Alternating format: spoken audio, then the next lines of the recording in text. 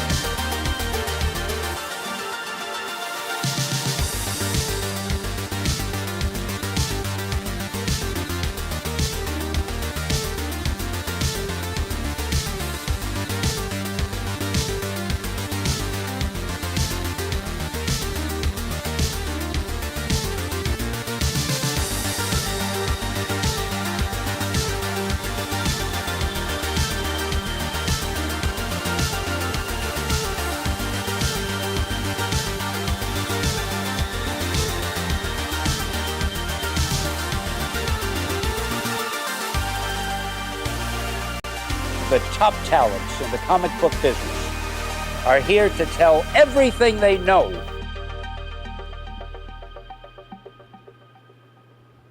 Welcome, everybody, to another Industry of Comics episode. One of the people that we constantly get asked to bring on the channel on a regular basis, a couple of times a month at least, is this guy who I got next to me. Ladies and gentlemen, Nick from Key Collector Comics. How you doing, brother? Good. How are you? Oh, man, we're excited to finally get you on.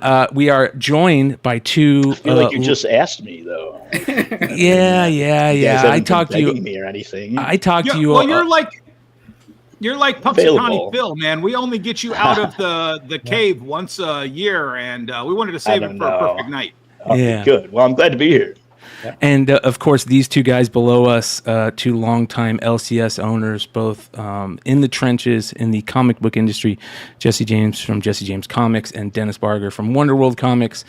Yeah, man, we started this show about, this is our 11th or 12th episode, Nick, awesome. Basically because, and I think that you know this more than anybody, the difference between being the industry, how the industry looks at things in the comic book world, and how the collectors or the speculators look in the comic book world, right? And, yeah, of course. And your app has kind of changed everything in comic books. I mean, I can't think of, other than like Wizard Comics, you know what I mean? Like Wizard coming out, the magazine coming out. Like other than don't just insult our guest the second he comes on. Yeah. I always liked Wizard. I mean, I thought it was pretty cool, you know, back in the day. I don't know whatever happened to Wizard. I'd love to see like somebody do some kind of documentary about the rise and fall of Wizard. You know what I mean? Like I wanted to do that just because I still don't have a real clear idea of what happened. I've heard, okay, I can fill in a lot of those gaps. But we probably shouldn't mog the show down with that. But all right, sorry. I'll make a long story short. Garib was really into mixed martial arts, and he thought the future was mixed martial arts. He just didn't bet on the right mixed martial arts company, and so he let Wizard kind of just go over here at a point in time when the media landscape turned to 24-hour Twitter, all of this stuff. And he kind of thought he could still make a magazine and focus on MMA way over here.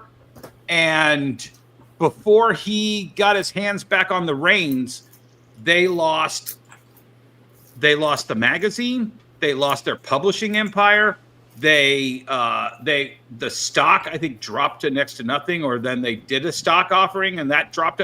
There was like so many different elements, but I think, and I love Jared to death, so don't get me wrong. I think he was just so enamored with what he knew was going to be hot that he lost sight of transitioning Wizard into the thing that literally this guy up here fucking created. Yeah, I mean, if he had come up with the Wizard app, I thought you were talking about like metaphysical, but you were pointing at me because I'm above you. Yeah, okay. Yeah. I just wasn't sure. Literally, you wouldn't have a job right now if they had come up with the Wizard app. Well, I mean, I would have had a job, right? Just not this one, right? I mean, I'm just employable. Not this one. Exactly. I think I'm employed. I'm just kidding, Dennis. But with their cachet, that's funny because I remember I reached out to them when I was really trying to market this at the very beginning. And I think they said something about, somebody said they were like, the guy that I talked to, the president, alluded to something like they were renting out like slushy machines and stuff like that. They had a bunch of different, you know what I'm talking about? Does that sound right? Anyway, didn't mean to hijack it, Brian. I know you were going somewhere. No, that's the type of shit that we love to hear on this show, man. Okay. So all right, cool. Yeah. Slushy machines, Wizard. Yeah.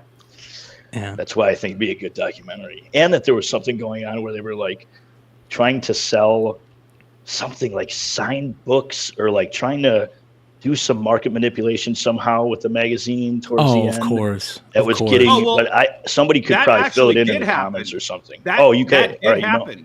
I'll tell this story real quick if everybody doesn't mind. Yeah, let's get into it. Go for it, bro. Okay, so when Marvel was going to kill Captain America, they wanted a full court press on all the different. They had New York Times lined up. They had CNN, all these people lined up, and those people don't give a shit about cornering the market, but they got Wizard on board, and they wanted a rest in peace Captain America issue of Wizard. But then Wizard said, hey, you know, we got our Wizard World convention coming up. How about we do a Wizard exclusive of Captain America dying? And then on top of that, they had their own Diamond account. So they, within 24 hours of it leaking, like Jesse, you remember that day when Captain America died. We didn't find out until we opened our Diamond boxes. Yep. Yeah. So, but here's the thing. Everybody cool. on eBay was buying $100 like copies from Wizard World. And it was like, I think it was in New Jersey or New York somewhere where their warehouse was. And we're just seeing hundreds of copies of this while we're scrambling to answer our phones as retailers. And we're watching Wizard selling $100 copies, $125 copies all day. That's wild. And then at the end of that day, they announced Wizard World Philly has a Captain America Dies special edition variant. Oh, and we're man, just that's dirty. How the fuck does Wizard get to manipulate the fucking market on the secondary market? And you didn't even tell retailers. Well, I understand why they didn't tell retailers, because we can't keep a secret to save our lives. But to let Wizard, so I mean, with all of those benefits, they still somehow screwed the pooch and I was disappointed. I was disappointed when they stopped doing like the hat and the cape on their covers, you know. And I forgot why that happened. I think there was some like copyright, or there's some trademarking thing where like they weren't able to use the cape and like, you know, I mean, obviously the iconic cover of #1 with Spider-Man wearing the hat and the cape, right? Sure. Or the hat at least. But then at some point they put a stop to it because they couldn't infringe on these characters with the Wizard trademark of the hat, the wand, whatever it is that they were, you know, utilizing. In I think it was a homage to Fantasia almost. Fantasia, yeah, exactly. So you got to look at that. Assistant. Yeah, I think one of the big things on the show, Nick, kind of tell people what Key Collectors is. So if you don't know what Key Collectors is, let's start off with that. Well, Key Collector, I mean, well, now it's so what it was and what it is now. But, you know, it started out as really just a database of valuable issues and issues that are important to the history of comic books. So it's almost like, let's just say, a history of comic book characters, events. So taking the entirety of comic books, let's say there's 1 million individually published issues since 1934. Key Collector is the first appearances, the origins, the iconic covers, the ones that are more in demand, because when you're new or returning, which at one point, I started collecting comics in 1989 after I saw the Batman movie, and then throughout the years, there'd be times when I'd stop, there'd be times when I'd pick it back up, and around, it must have been like 2015 when I got back into it, like a lot more. I was working for a liquor company. I was driving all over the state of Wisconsin. I live in Illinois, but I was managing Wisconsin for this liquor company, and I would like to stop at all these antique shops, these and different types of stores, and just go through the comic book collections. But I was always felt like I was at a disadvantage because it would take so long if I didn't recognize something, or if I thought I recognized it and Googled it. I was like, wow, I wish there was just like a database that just consolidated all of the important moments in comics, like first appearances like this or that. Because, as a collector, sometimes you get into different niche aspects of collecting. And I liked that aspect of owning first appearances, not for the financial value of it, but I just like knowing where it all began for certain characters. So I think I just kind of rambled, but you asked me, what's Key Collector? So that's what it is. Well, I think that's what it started as. Yeah. I think that's really cool because that is kind of one of the special things about the app, that it kind of got this this thought process that it was just used for speculators, right? It was just used to find out what are the hot books. And you've got all these people, using the app to do that. But it's really, my favorite part about it is that it's kind of turned into that place where you can go do the research on these great comic book collecting lists, right? Not everybody collects key appearances. Not everybody collects, other people will collect, bondage covers. People will collect origin stories. People will collect weird things. I collect alien covers. I collect, There's a guy in Ohio that has a customer that he will buy anything that is a direct assault to the behind. So anybody kicking anybody in a comic book cover, he has to collect it. So wow. Well, that could be a new category, but that's kind of what happened. Sort of. Where it started. I mean, basically, when I launched it at New York Comic Con in October 2017, it was just, there were 2 lines. It said search character, search title. And then just the evolution of the app and website, which we didn't even have a website at the time, but turned into different things, answering some of these different niche collector desires. Like, I mean, some of the categories that I love that you just had up there was like Beyond Bizarre, And Beyond Bizarre is funny just because it goes into like some of the weird stuff about comics, which could be story driven.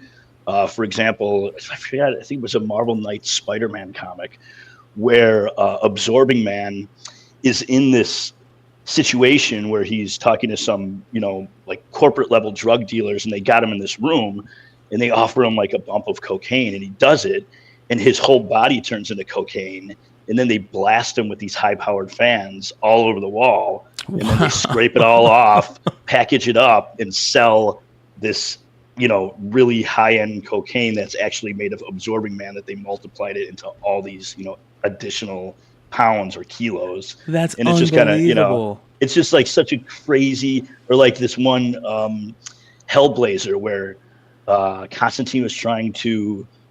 That's a great one too. That Punisher one I'll talk about in a second. There goes that Spider-Man one. Yeah, right here. And I think I have some pictures. See the additional pictures. You could click on it and see the actual thing going on there. Oh yeah, look at that. Yeah. I mean, talk about Marvel taking some chances back in those days. But there he gets, he turns into it. But then that you ain't gonna see that in a Disney Plus show though. No. Right. Yeah, it's just so funny that these gems, some of these gems are so funny, like that Punisher one where he gets you could click on it. Yeah, he has to get a face augmentation, or like, and they turn him into a black guy, and for that's like 5 3 issues, and it's like, what the heck, he was on the run, he escaped, and he was on the run, and then he runs into Luke Cage a couple issues in, and Luke Cage is like, what the fuck? That's right. It's very funny. So there's a lot of pretty funny stuff, Well, and there. When people are like, oh, you have to own this Lois Lane issue where she turns black. Dude, to me, the Punisher story is way funnier because it went on for like 5 or 6 issues, easy. Yeah. There's a lot of stuff like that, the fun facts section. But anyway, isn't just like wild comic book stories, but I love it when people reach out and go, hey, did you ever hear about this? And it's like, oh, and then I go check it out, and I'm like, oh man, I gotta include that in some weird. So there's a lot of that. There's a lot of. We have a lot. Yeah. So I'm kind of a purist. Jesse's a lot more open than I am, and I have this thing about middlemen in this industry. But I can honestly say, before we move forward, you are probably my favorite middleman in this industry. Thanks, because man. You provide such an amazing service for both the customers, the noobs, and comic retailers. You actually provide both of those fields. It's not just benefiting one side or the other, or just you. I remember right around 2017, people would come in and were like, why are you trying to buy up all this issue? And no reason. It's hard to find the information. Scroll. And you have this issue too? Yeah. And we're just like, you remember, Jesse, the first time you heard about this app. It's like, what, where are all these people getting the app? How do I find out what the people know about on the app? Shout out to Kal-El for the $20 super chat. I appreciate that. Thanks, Kel. Hell yeah. Brian. Yeah. Well, I appreciate you saying that, Dennis. And, that's what always kind of boggles my mind is when I'd hear stores, especially in the beginning, there were stores that were like, hey, Nick, trash talk. Yeah. Before you start, this definitely is unfiltered when he's going to talk about this story. All right, let's run unfiltered. Hold on one second here. Hold on. What is that? Hold on. Let's do this.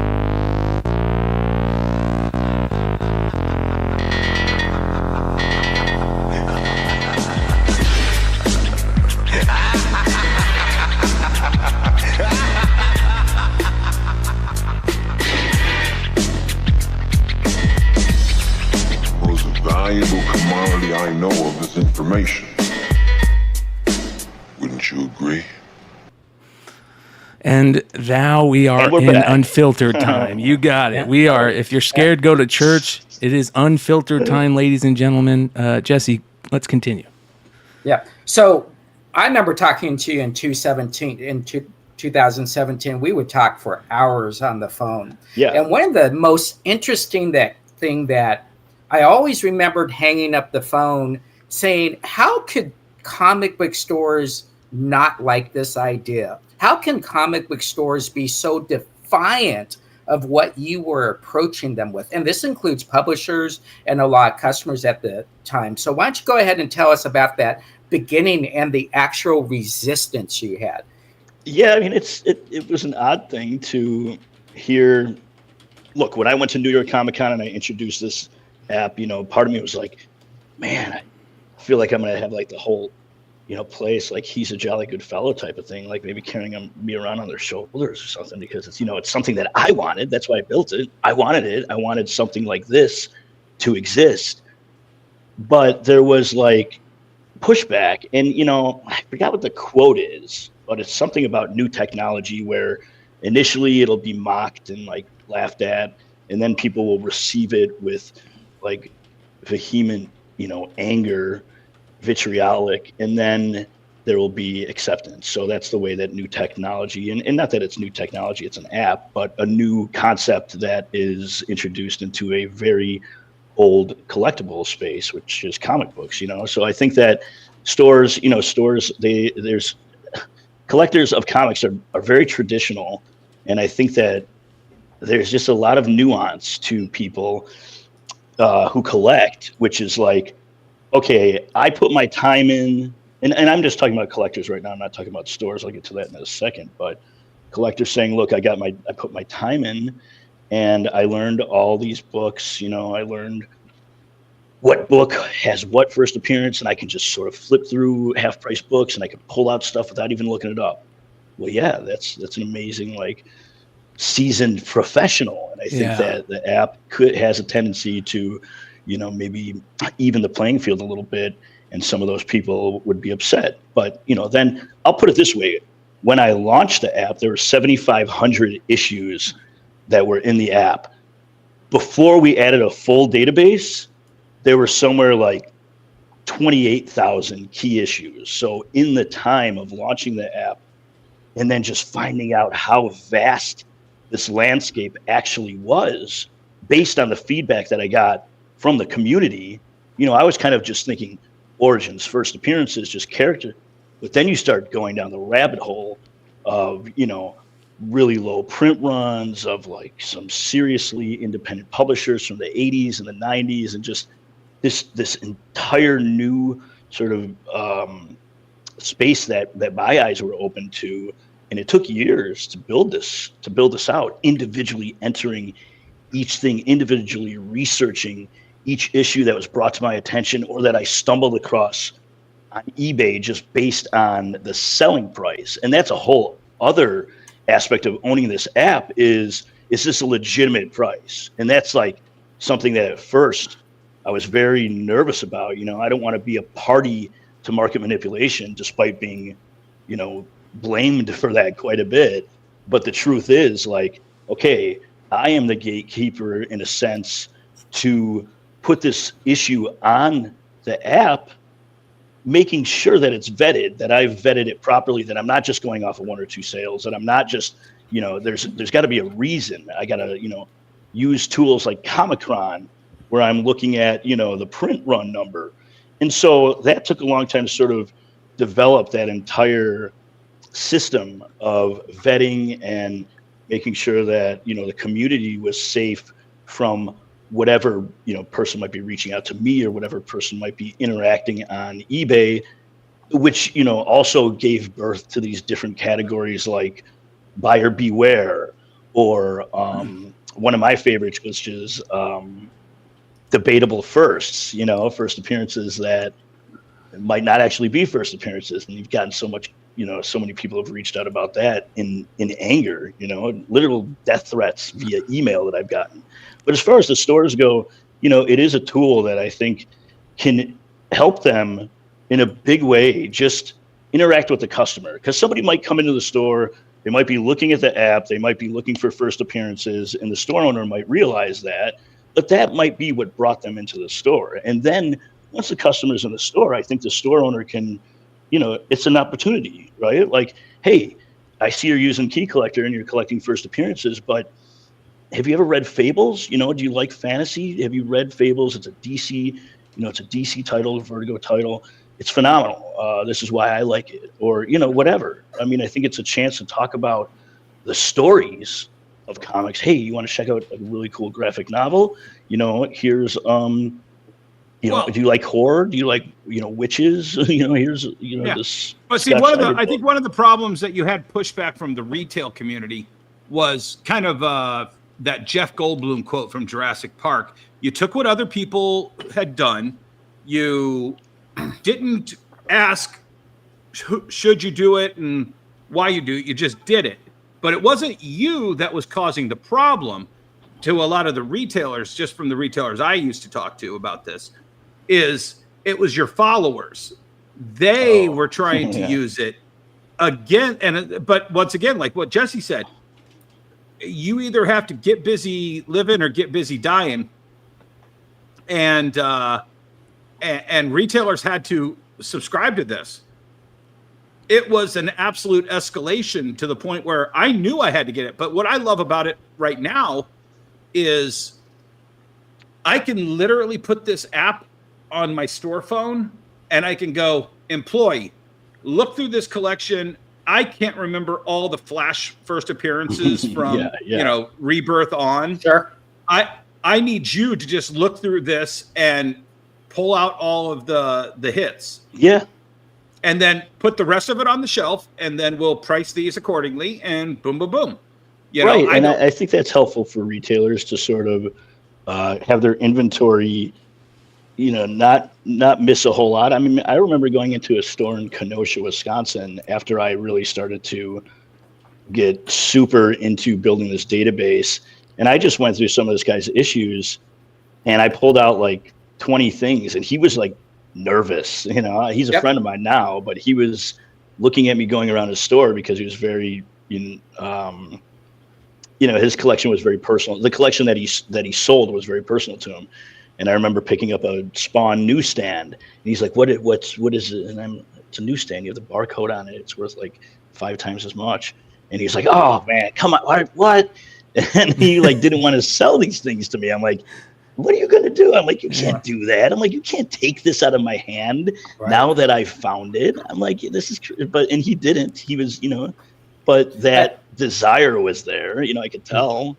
But I think one of the things that happened in the early days was there's a lot of egos out there for retailers. You walk in, you're into their store. They should know what the prices are. And so when someone comes up and they got a stack, I've never cared about this. I'm fine. Whatever I got the price, it is what it is. But to some stores, that's embarrassing when someone walks up and they pull a dollar book out of the dollar section. It's not as embarrassing there, Jesse, as it is when they go on YouTube and go, look what I just stole from this asshole retailer. It's just like, well, fuck, why do you have to like brag about it? Just now the resources there, right? The resources there to help out stores if they don't use it.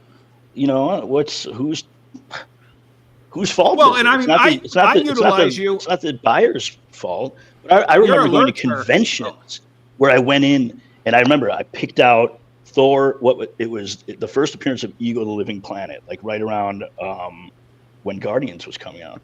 And I found it in a long box that was underneath the table with like a bunch of, it was $1 long box. I picked it up and I had it on top of my stack. And this guy comes by and he was like, "Oh, hey man, where'd you get that?" I'm like, $1 bin. And this was before the app even came out. But he's like, "Oh, that shouldn't be in there." He's like, "I got to take that back." I'm like, dude, what? Like, thanks for ruining the experience of this convention, because sure. So I get it in the sense, I get it from both sides, but there has to be some sort of, you have to sacrifice maybe $20, right, in order to not ruin a customer and ruin your relationship with a customer. I'll tell you a funny story. Right around the time your app came out, and I'm pretty sure it's your app, and I can't remember the book, but it was definitely one of those. It got announced at 9 a.m. Eastern time, and your alert went out around I don't know, 10 a.m. or 9:30, and I have an active Amazon inventory, and we had, I think, 20 copies of some book, and somebody cleaned out all 20 copies, and we're like, all right, well, first of all, that's not going to happen, but why is this? So we actually changed our entire Amazon business model to one at a time inventory. That's wild. And so now when smart. we get hit for a Smart, book, yeah. Absolutely. Well, the thing is it teaches you that there's another market force working against you to some extent. And you have to keep up with that, or you're going to be the guy who gets plucked every time. Well, in working against you, I mean, to your point, it's, once you make an adjustment to something new and what could be very much viewed as positive in the industry, it's working, for you now. Once you make that adjustment, if you can go out there and you could, I'll tell you, one of the things that really inspired me about this to create this app was I was at a Wizard World and I was walking around and there was a seller who had a box, and this was right when I was getting back into collecting. He had a box that just said key issues, and I was like, I wasn't even familiar with the term. So I was looking at them, and he had it labeled on each one with like a, just like a sticky note that said first appearance of this character, first time Wolverine and Sabretooth fights. And I was like, I want all of these, just because I loved the idea of being like a curator in my own space of comic book history. Like that to me, I love that. I mean, I had always continued to like buy graphic novels and, read whatever was a complete story. I used to have hundreds and hundreds of graphic novels. It was ridiculous. But then when I got back into collecting like first appearances and all that, this guy inspired me to sort of seek those out, with a little bit more detail, because I didn't care if it was, the first appearance of Deadpool or the first appearance of Snowflame or the first appearance of, 8-Ball, from, which is not a cocaine reference, by the way. Which sounds that the villain 8-Ball, right? It should be, yeah. I know it should be, but so anyway, that is just sort of, I forgot where we're going with this, but well, par for the course, changing the way you do business. And right. One of the things that I want to talk about that a lot of people, you said this also, that people reach out to you and will tell you, hey, this is a book that needs to be changed. This is a book that needs to be changed. And for the most part, you will do that. I mean, you said already that you'll do that. What is the way that people should reach out to you and handle those types of situations where they think there should be something changed? I mean, look, there's a lot of times that I get emails, oh, this should be this should be that. And you could just tell, like, somebody's really somebody has a stake in it, that's not necessarily for the informational purposes. Because at this point, there's a pretty detailed, like, logic matrix around what's a first appearance, what we consider a first appearance, just because there's no defined, there's nothing that really defines this stuff. There's no, Overstreet never released the book of, key appearances, whatever that might be. So it has to be to each individual resource what that decision is. Well, and it's I not think just that either, though. Nick, Right. can I just pause you for a second? Yeah, please. How many of those people that are contacting you also are somebody who thought they cornered the market on this first appearance, and then all of a sudden that dastardly Nick over at Key Collector has said officially, no, it's this other first appearance, and they're like, damn it, I've cornered the market for 5 years on this first appearance that only I knew about. I mean, how many do you think is this guy? These guys? I still get it today, and it's so easy to reconcile the entire thing, because all you have to do is like look inside the book, right? I mean, we're talking about Archangel from X-Men, and in X Factor, I think it's 26, where there's that, there's the cover of Archangel on the cover, but it's not actually the first time that you see Archangel. He appears in the issues before that, cameo, then full before that issue, and then there's his first cover appearance. But he's not even Archangel. He's Death. He's Apocalypse. Yeah. He is there you go. Yeah. So there he is, in the previous issue, and then he is. So, but even way later, I think it's like, I don't know, issue 72, X Factor 72, where Beast names him Archangel because 38. Named Archangel in X Factor 38, where he goes from being named Death to Archangel. So, people reach out all the time still. Like, even the other day, I got somebody was giving me flack about Gambit's first appearance in X-Men 266. I'm like, it's X-Men Annual 14. You can't, I mean, it's not like I have any type of skin in the game in terms of which issue is a first appearance, but all you have to do is flip through the pages, and you could see like, oh, there's Gambit, there's Gambit, there's Gambit, there's Gambit, there he is. Okay, 10 panels. All right, well, this is undeniably a first appearance. And then you get people that reach out that are like, did he use his powers? Did he discuss his origin? Because that's a first full appearance. I'm like, I'm going by the literal definition. And Jesse, back me up on this. Teaser. Jesse, back me up or shoot me down on this. I honestly think all of that bullshit comes from a whole bunch of retailers in 1975 of course, that didn't buy enough Hulk 180s, and they were like, oh, well, that was just a cameo appearance. The real one is 181. You don't want 180 because we didn't order enough of it, and we got caught on our heels on this new character. 181, the one we over-ordered and have on the wall, that's the true first appearance. Yeah, well, and that's and that's an interesting thing, Brian. I'll share with you and Shad a link, because then we could just look at Hulk 180. And there's a couple of misconceptions. I mean, the whole Wolverine first appearance is just a mess from beginning to end, because it really, there's that Thor 229 and Daredevil 115 that people like to say the advertisement is actually the first appearance, but those books didn't even come out before 181. They came out, one of them came out afterwards. One of them came out on the day that 181 came out. You can look this stuff up under Mike's Amazing World of Comics that has the actual date of the on sale date, which is a really good resource. But then if you look at Hulk 180, I think some of the reason, to Dennis's point, there's that, like, oh, wow, we didn't order enough of these. It's much more lucrative to have Incredible Hulk 181. But that was also sort of at a time when they were putting like 250,000 copies of a Marvel book into circulation, where now, Marvel might print 250,000 comics a month of all of their books. That might be a little bit of an understatement, but back in the 80s, in the late 70s, that's how much there was being printed, right? Which is a huge amount compared to today, where there might be, 8,000 copies of a lower selling title.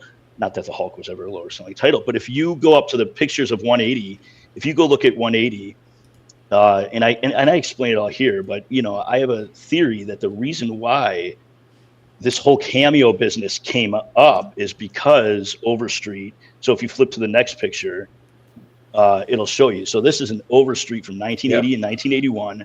Here's one from 1980 to 82, and here's an Overstreet from 82 to 83. They initially, this issue came out in 74, But the first time that Wolverine's name is appearing in Overstreet is 6 years later in the 80s, where they're calling 181 a first appearance. Then they had to change that, and they call the first appearance 180, and then they call 182 and 181 a cameo. So you could see where it's getting all messed up here, right? Right. And then finally in 82 and 83, you get, this 181, okay, it's first app, it's a cameo, and then they start putting in these different words, their format's all different. This goes on to my next topic, Nick. Which is Crackerjack Jackson should be. Let me answer your question, Dennis, because again, those dates you're looking at, folks, just so you know, I was working in a comic book store in 1982 or 1981, 1982, 1983 as a senior Overstreet advisor. I can tell you the difference. The difference is once a year, we knew the price of something because of Overstreet, and that was it. You had no other measures. Keep in mind, there's no internet. You could call another store. Hey, what did you sell this for? Oh, I sold it for $10 or $20. A AF-15 in 1982 was only worth $1,500. All right. Yeah, so as we progress generationally, and now information is given more socially and more viral, people start to learn, oh, well, wait a minute. I'm in this forum. This guy's got this book for $200. Well, and he sold it for $200. Okay, now it's $300. Now it's $400. So we didn't have the information back then to even adjust these prices accordingly. And I can guarantee you, at this time, probably Mile High Comics had these books in the middle of the comic book for $5 to $10. So I think this is more a computer informational adjustment as how the market more information. How the market finds out. Like a perfect example is Mad Love on Harley Quinn and Batman Adventures. Everybody back in the day thought Mad Love and the Alex Ross special, those were competing for the first appearance of Harley Quinn, right? And nobody ever thought about Batman Adventures because it wasn't until years later that Wizards started putting Batman Adventures 12 as a first Harley appearance. Back then, it wasn't even mentioned, you know, at the time. So, but see, that's where I want to get to. So that was Wizard controlling a market. Then, so before that, Jesse, I love you, but I'm going to throw a lot of the Overstreet people under the bus. Overstreet controlled the market, the Overstreet advisors, who were mostly all dealers. So dealers would undervalue Golden Age books, which they still do. They would overvalue books that they had inventory on. Like Gold Key. So, whenever I see Gold Key, like Donald Duck stuff, I'm like, oh my gosh. Nobody's buying this stuff for $18,000. Like this is yeah, exactly. So you sit there and all of a sudden you come along as literally, we talk about the middleman, third party. You are almost a third party arbitrator for a lot of these things. And I appreciate that. Yeah, sorry, I didn't mean to interrupt. That's what the industry needed, because you don't want anyone to manipulate the market one way or the other. And I think in the chat they were talking about find a retailer who still uses Overstreet. Yeah, and you're going to get some good bargains. Yeah, right. Well, that's the thing is being an arbiter. The most important thing to me from the beginning has always been non-bias. So when I started the app, I stopped collecting. I stopped buying. I never really sold. I helped a used bookstore sell some things that I found in his basement just because we had a deal. Like, hey, can I help you pick out things if I could go through your collection and have first crack at whatever I find.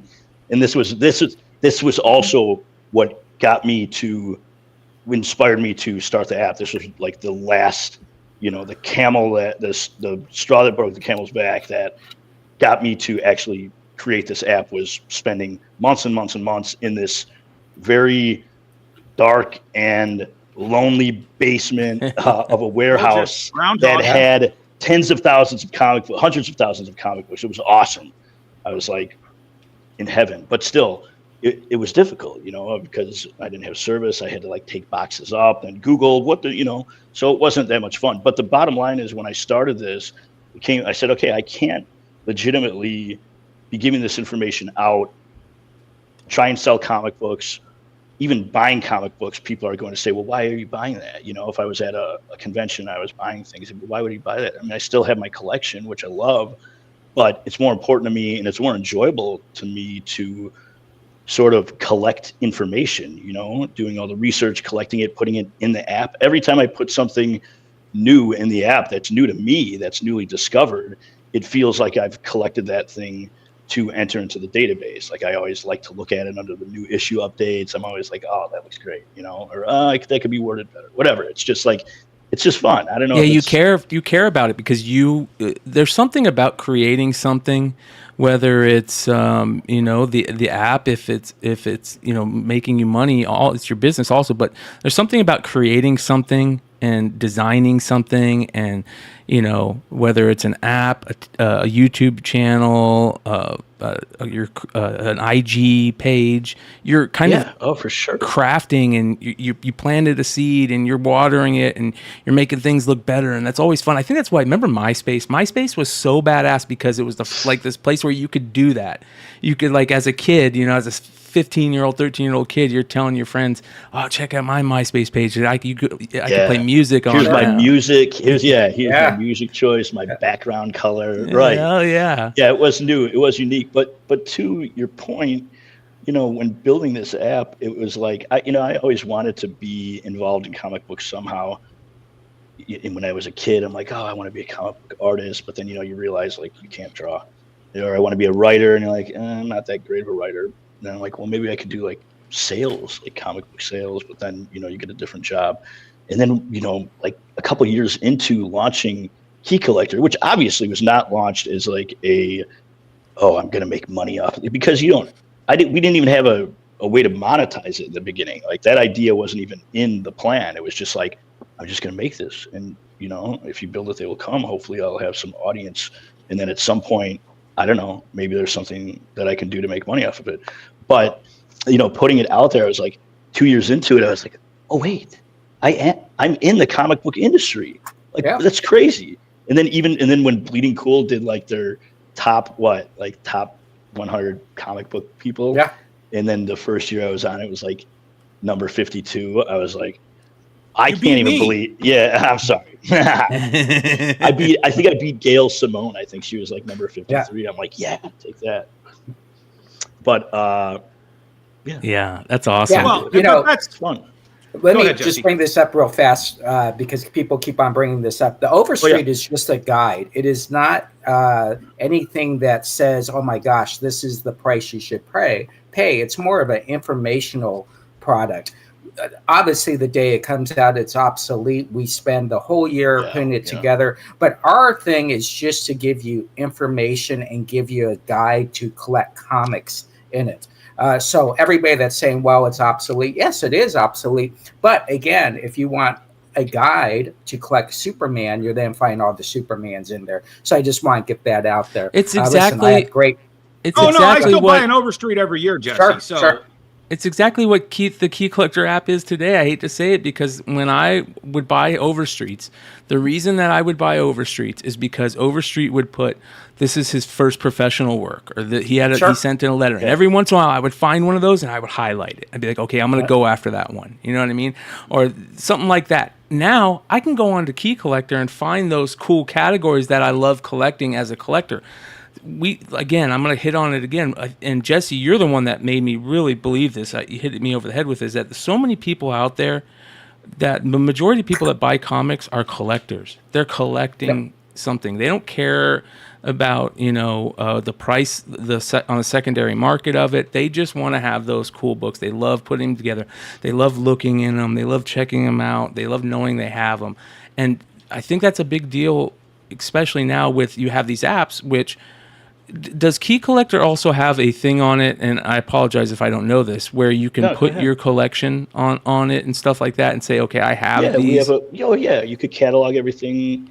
You got, we have a wish list. We just introduced a scanner where you can just hold the camera over the cover and then it'll find it. We got a bunch of crazy stuff coming up. Now that we have the full database in the app, where you can just turn on keys and turn on non-keys if you want to see everything. now that we have that in there, which took like 2.5 grueling, horrible years, we're going to have a bunch of fun stuff. Like there's things that I've had ideas to do for, years now, just as a collector, that I thought would be really a lot of fun, that now we're able to start to implement because we have everything in the database. So you're going to see like a lot of things that you've never seen in the comic book space at all, in terms of just elevating the enjoyment of collecting. But we were talking about, just talking about the app in general and the community. The community it's interesting because there is a lot of criticism, and it's always kind of like, it's always interesting, of course. We like to, drama alert, right? Yeah. That's the backbone of some of Bryan McClay's, some of his stuff. But Saturday night, baby. Yeah. But it's just so interesting to see people like, oh, FOMO, and why are you buying that? Why is someone buying this? And what you said just kind of, rings true to me, which is, yes, people like to look at the cover. People like to own a piece of comic book history that's fragile and that's finite. Like each book is fragile and finite. I mean, that's when you look at Action Comics that might have had hundreds of thousands printed of #1, and now there's just not that many because things happen, beyond anyone's control.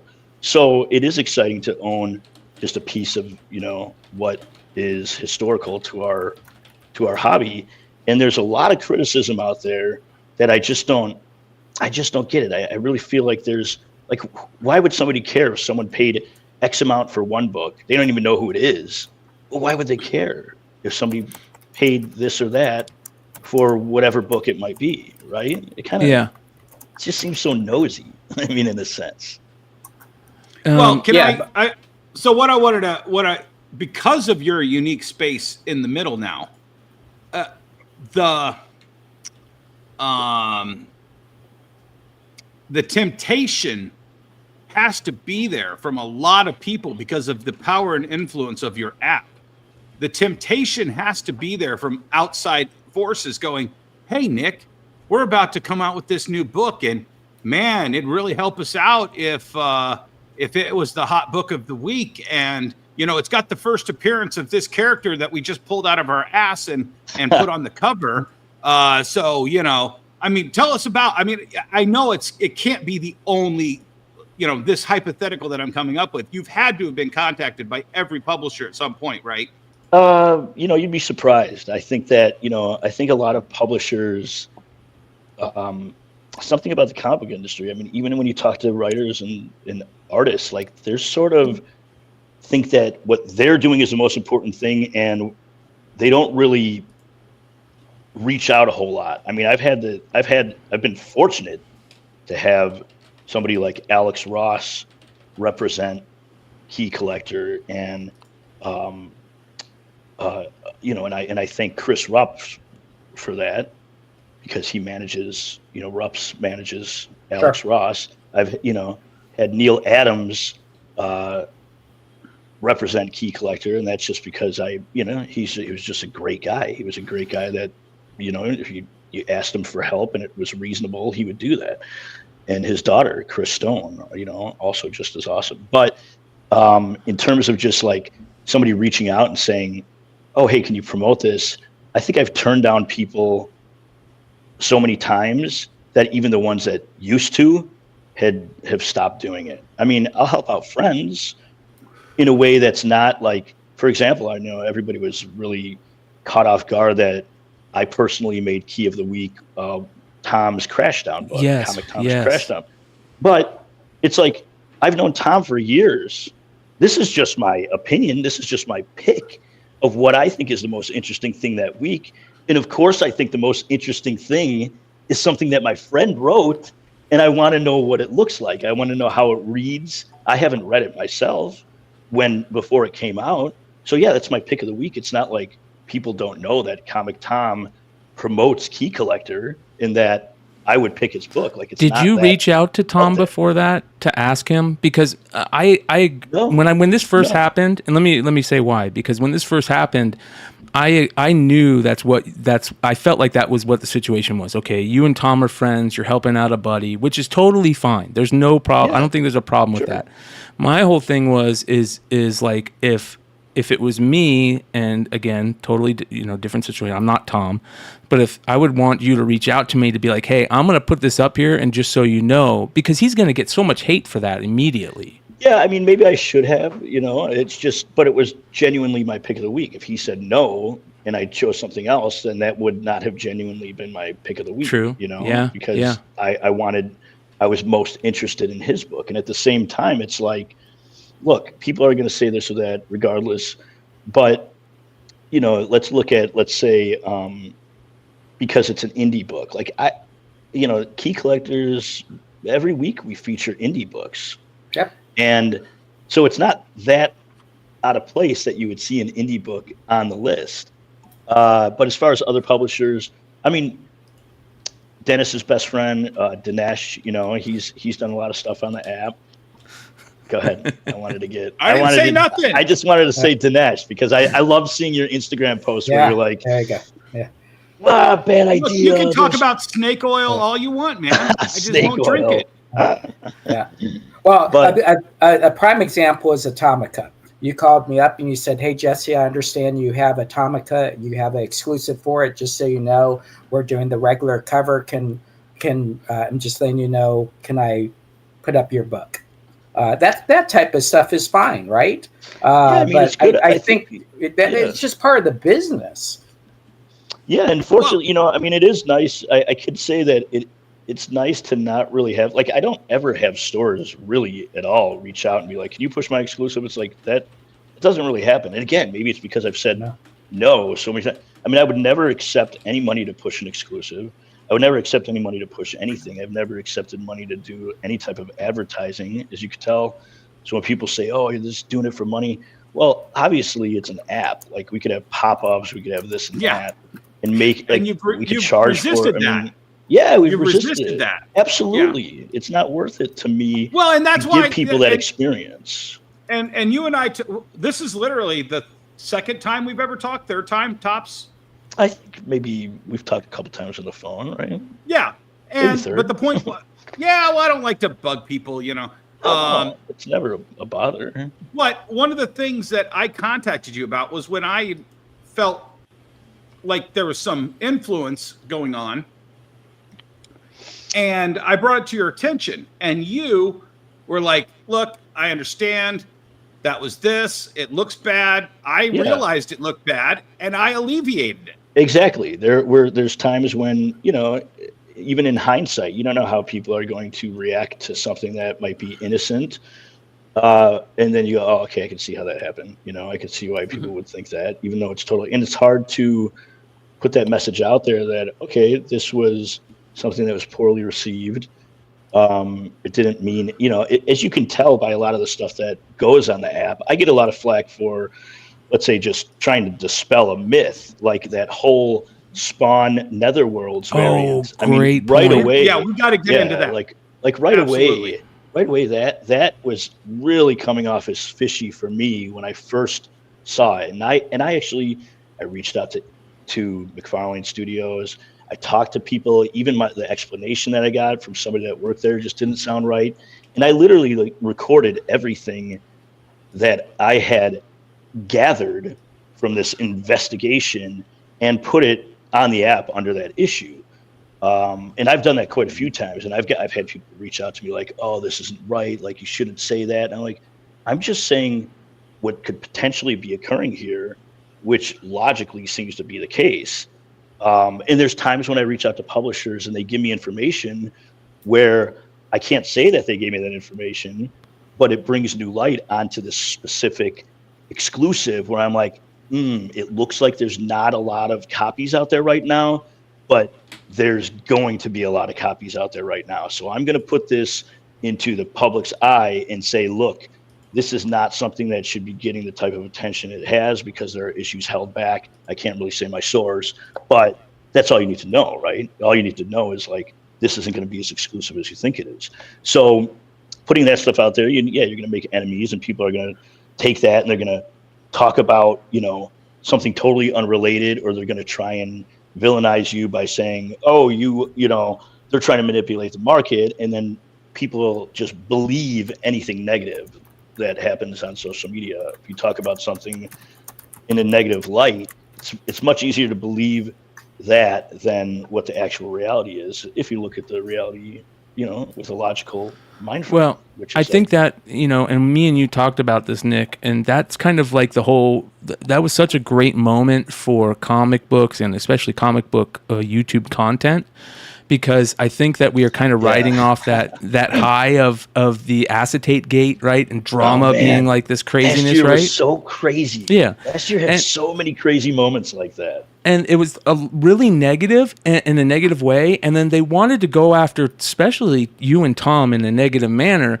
And I don't think people were watching that whole initial video. And for people that don't know what I'm talking about, Nick and Tom both kind of like did some research on this to find this out. Tom put out this really good video talking about it in a good way. And it was a year and a half before the whole story came out about the extra copies.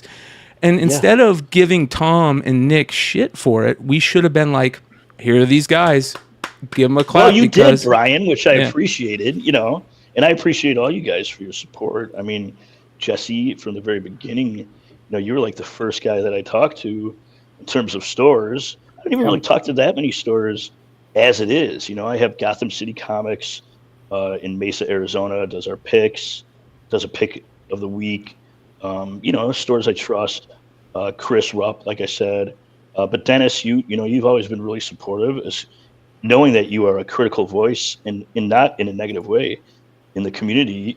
Having you reach out and say the things you've said has always been really appreciative. And Brian, you too. You're a real voice of reason with your shows. You're not one who just is going to bandwagon.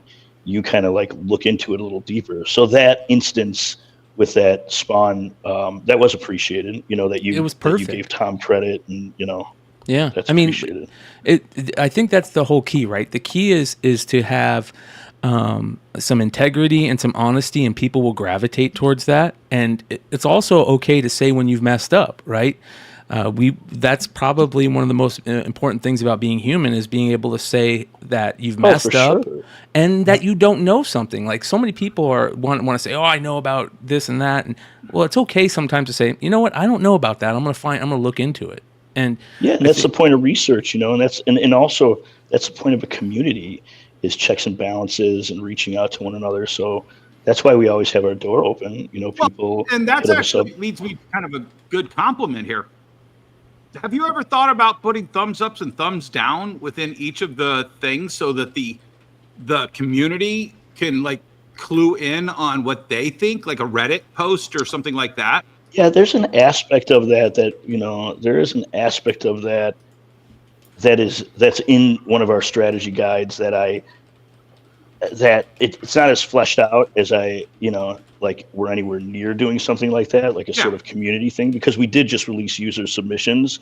So I have a lot of really good stuff that have been added to the app recently, just based on people going into the app, and they're able to submit things on their own without even having to reach out to me. And then I review it, or somebody on the team reviews it, and then clears it with me, and then it goes onto the app. But to your point on that, there's a lot of stuff that's going to be coming out over the next year. I can't really get into a whole lot of it, but there's going to be some aspects of that. Let me ask you. Well, hold on, Jesse. Because there's a lot of comments in the chat. Because they're like, just because Marvel makes every #1 and puts a key character in it, it all shows up. Well, yeah, that's why Marvel, they do that for the retailers. They do that for the key manipulation. They do that for all of those things.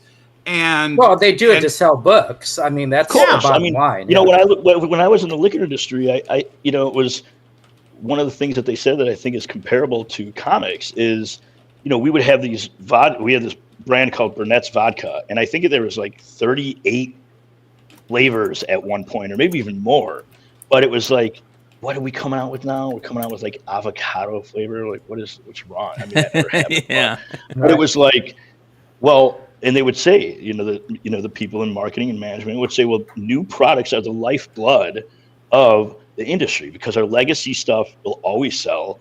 But if we want to, increase shelf space or increase this or that, we release, new products, and we see, sometimes they're utter failures, and some of them, they work out, which we've seen. It's the same thing with new characters, but as far as key collector goes, it's a good point. And I think that, this is something that gets both criticism and gets praise, which is so you'll look at keys this week, or you'll look at new comic books this week, and we'll feature each number one. But a week later or 2 weeks later, if there's nothing that happened with that book, let's say it's an indie book, right? We'll take it off of key status. We're only putting it up there as a potential, and everything says this is a potential key this week. It says it in the description of the category. Hey, sometimes we put stuff up in here just to let people know what's coming out. But if it doesn't sort of get to this key issue status, which we have in our FAQs on our website that you can look at, then it's going to be removed from the keys, because I like to keep the key issue database clean. That's why I don't have first appearances generally.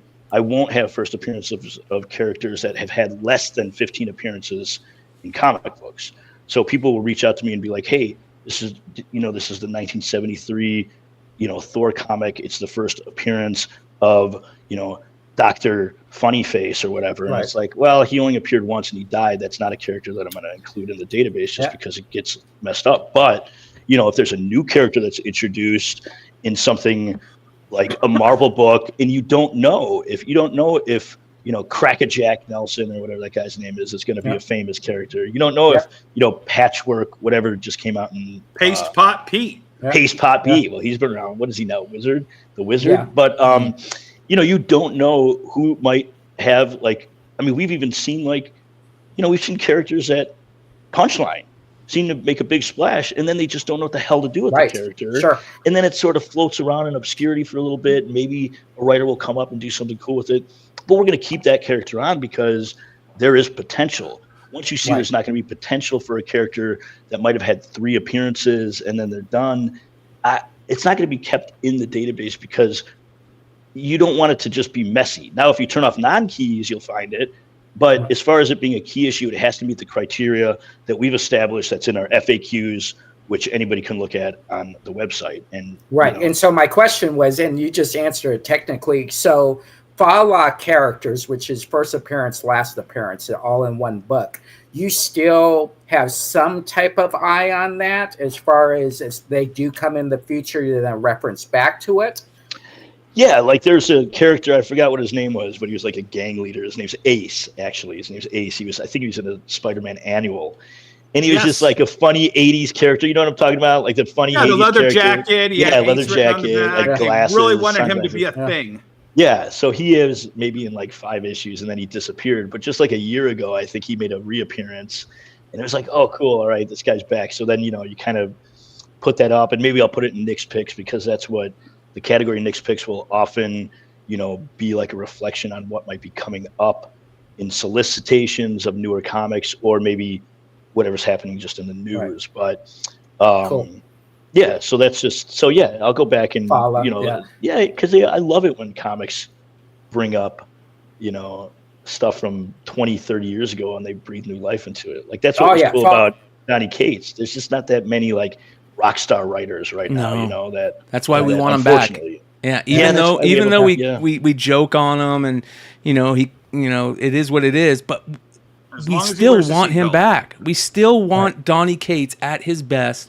Yeah. That's why I love what Hood says. Hood gets a lot of Red Hood gets a lot of hate for the way he talks about Donny Cates, but Red Hood is the biggest Donny Cates fan and wants Donny Cates to be what Donny Cates can be as a writer. So Red Hood. Yeah, not a different Red Hood. Red Hood, my pressing buddy, who's on the channel. Yep. Oh, we just lost Nick. Did we lose him? I think we just lost him. Let's see if he comes back. Oh, there he is. He's back. He's back. Oh, I did? Oh. Okay. So I have a Red final Hood. question for you, and I think it's a very important question. Do you think you're the first person socially to actually address direct versus newsstand? Socially, no, I don't think so. I think that Because I'll be honest with you, before Key Collector, I can't remember anybody distinguishing it, and I don't remember people actually asking me about newsstands and direct before your app came out. I did have a couple what I used to call crazy. I called them the milk ladies from Clerks. Right. And they really cared about it around the 2013, 2014, maybe 2015 at the outset. So it definitely predated Nick just a little bit.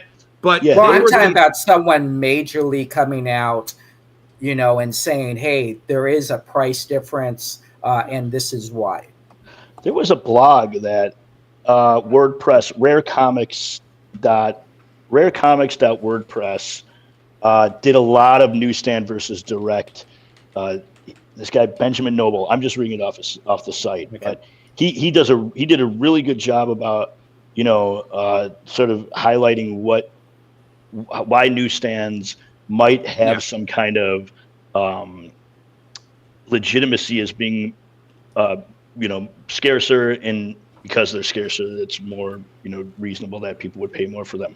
Personally, at the beginning of creating Key Collector, I had a difficult time understanding the whole newsstand thing. Now I get it a little bit more, but it's definitely a niche thing. Like you're either the type of person that it's important to, and if it's not, it's something that just shouldn't even really be considered by a majority of collectors who just don't care about it. But I do understand somebody who's like, okay, in 2006, like there were far fewer, newsstands of a comic book that came out. Like, I don't think that really applies it to the 1980s, where there was maybe you might find as many newsstands as you have found. Yeah, where it reached parity, where retail and newsstands reached a parity level. Yeah, and maybe they might be harder to find in better condition because of where their distribution was. They were in grocery stores where people might just browse through them while their mom was shopping or whatever, and then they just throw them. So comic book stores might have had nicer copies of the direct, but all in all, I mean, eventually it got to the point where it was you really couldn't ignore it anymore. And same thing with like Canadian price variants. Same situation. If it's scarcer, there's going to be a niche group of people that will go after it, and depending on the demand and the amount that they're willing to spend, it makes sense. And with that, there will be a segment of the collecting community that understands that and gets caught up in it as well, which is, you see that same thing happening in a lot of different niches in comic books. I mean, even like the whole, Comics Code Authority. I mean, these horror books that have just like leaps and bounds gone up in value just because more people have become, interested in that niche. In the history of it. Dave Stevens now. Look at Dave Stevens. Books. Right now. It's who could predict? And I think the reason why something like that happens with Dave Stevens, I mean, obviously there was, that documentary, I think that they did brilliant documentary on Amazon. You haven't seen it on Amazon. Guys. And then, also, I think that when something happens like, and this could be, somewhat of a market manipulation thing, but at what point does market manipulation end and, the legitimacy of that thing begin? Because if something, let's say like 3D Zone 16 sold for a 9.8, which might be, maybe there's 8 of them on this census. I don't know off the top of my head. I had 2 of them. Oh, did you really? Okay, so maybe if they go. So here's the thing. So I'll just tell the audience here what we were talking about earlier. This is a perfect example. I got 2 9/8 CBCS, of course, because I only use CBCS. Is that right? Okay. Yeah.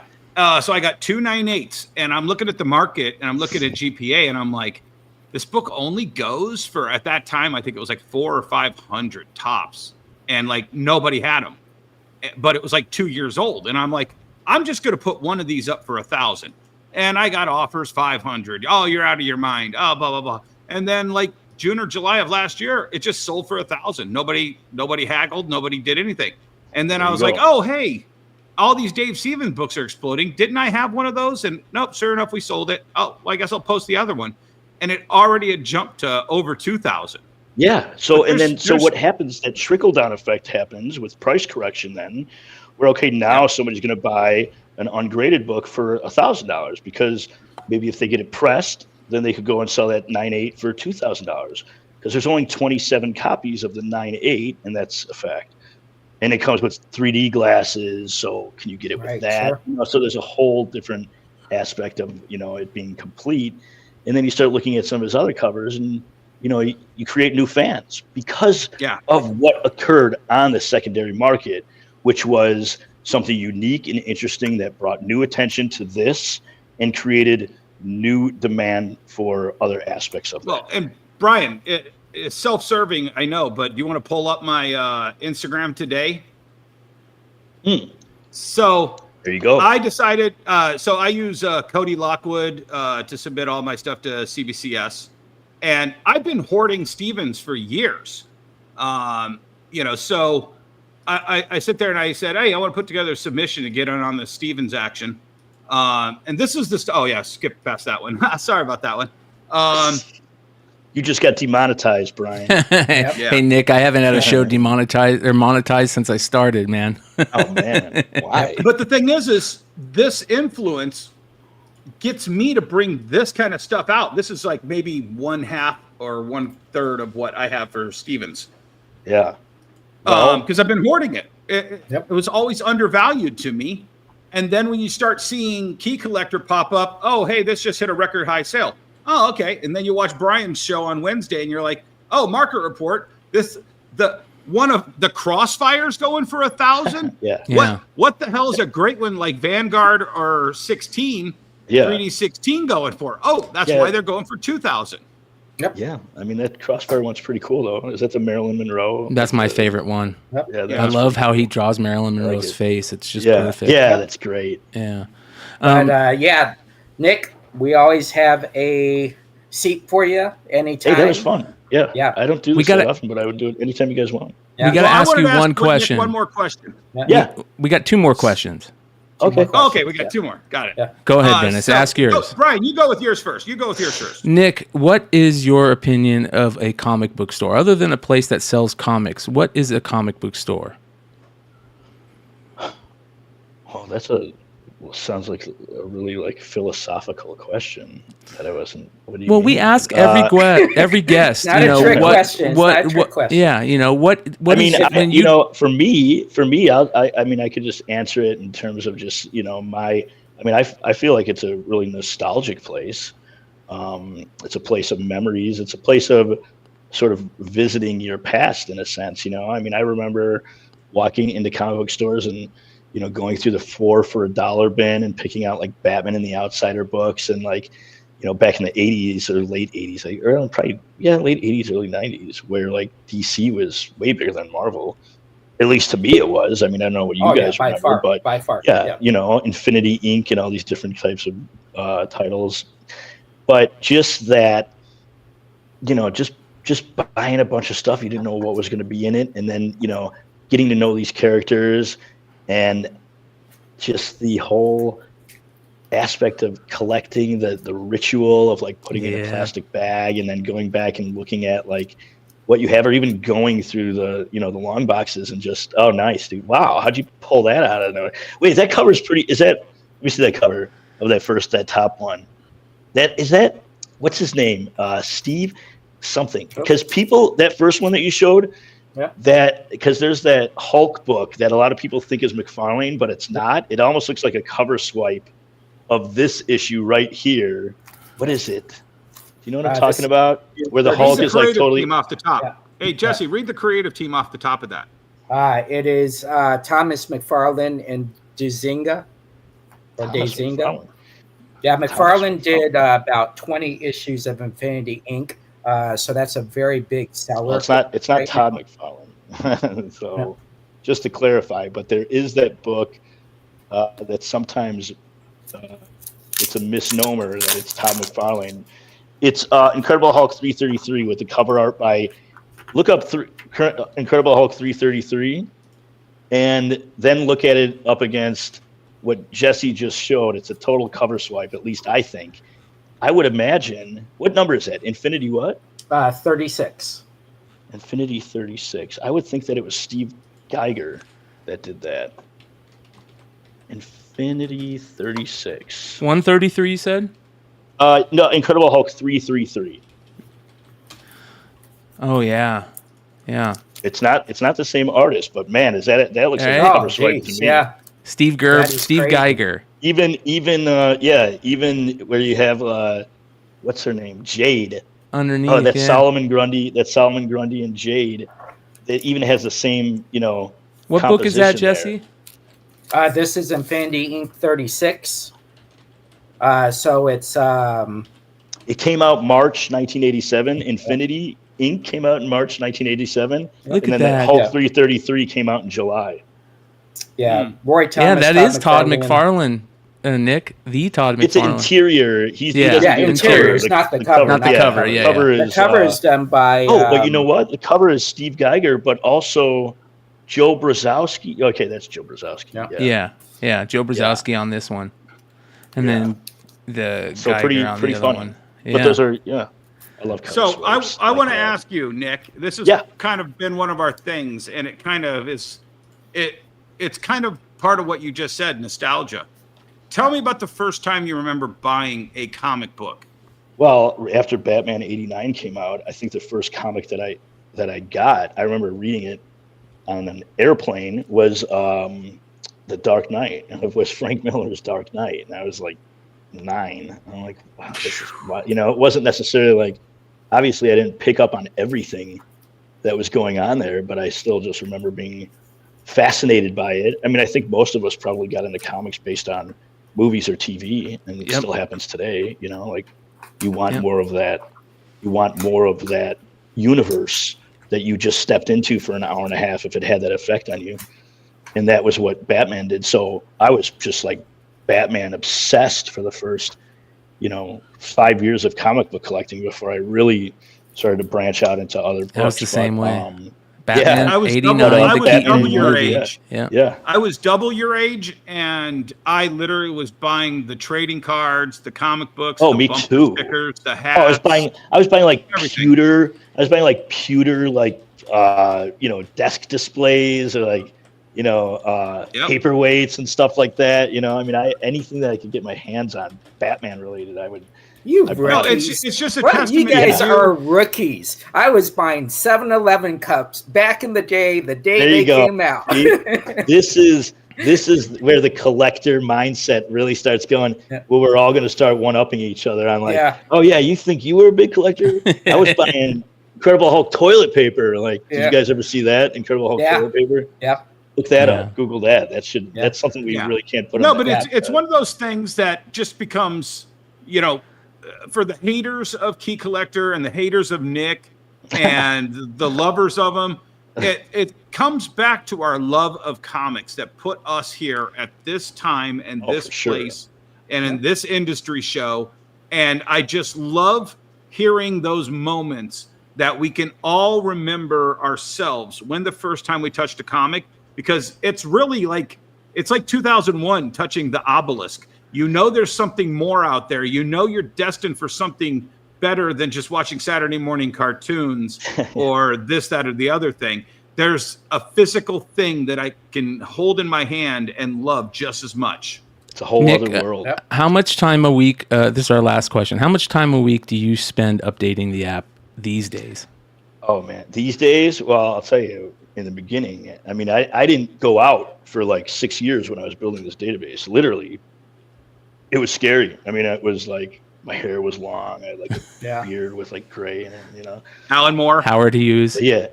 Like I was working like 65, 70 plus hours a week, sleeping like 4 hours. Sometimes I would just fall asleep at the desk like this. While I was working, I'd fall asleep at the desk. I'd wake back up and I'd be like, and I'd start doing it again. But now that we have the full database in and a lot of things are automated, like bringing in new issues is automated, and I have a couple people that help me with data, collecting data. I have a couple people that help me like change out images and do some other just sort of, basic work on the app.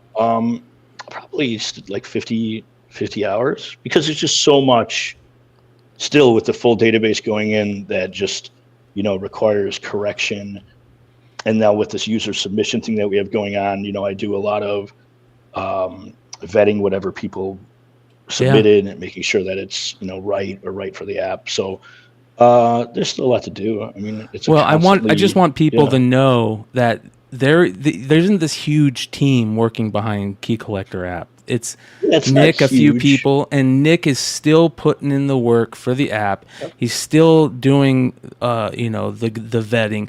A lot of people don't realize that you're still one of the main people doing this. I have a really difficult time. I've had a really difficult time finding somebody because a lot of people that would want to do something with Key Collector, they sell, they buy, they're involved in some way in that whole aspect, and I just can't, I can't give up a little of the reins if I'm concerned that somebody's going to even have their own. It might not even be that they're buying or selling, but it takes somebody to really pull back from bias to actually give information that is as accurate as possible, even if it's not something that someone believes. Just like even the whole thing with like Vernestra Rowe, her first appearance. People who disagree with me that it's the first full, it's a cameo, this or that.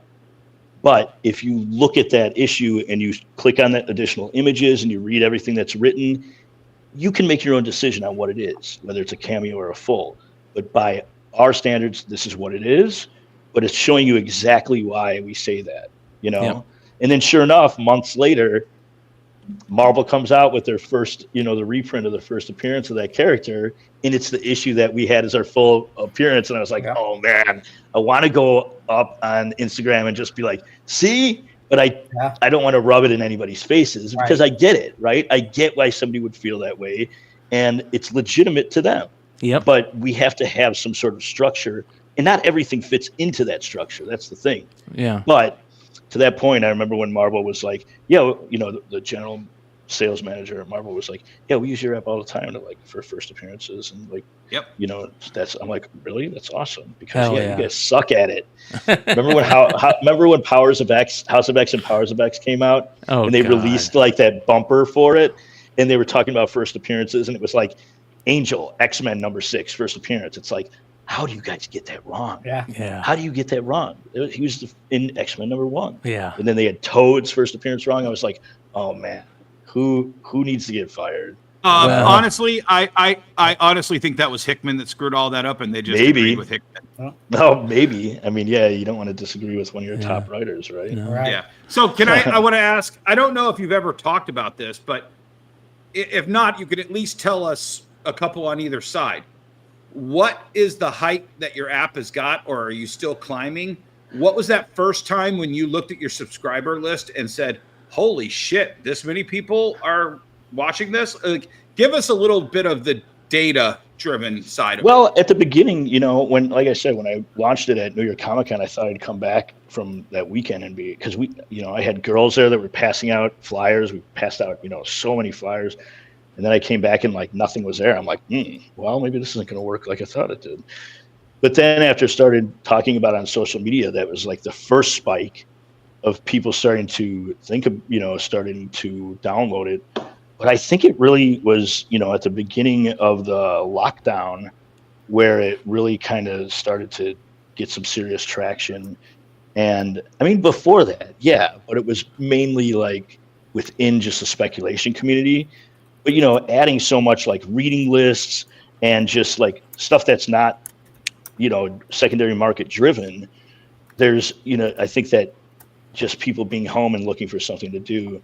I can't really say what date that was, but I feel like we've always been on an upward trajectory. And I definitely do not think that we have, penetrated the entire market of comic book readers, speculators, and collectors, which I think are three tent poles that holds up the comic book community: readers, collectors, and speculators.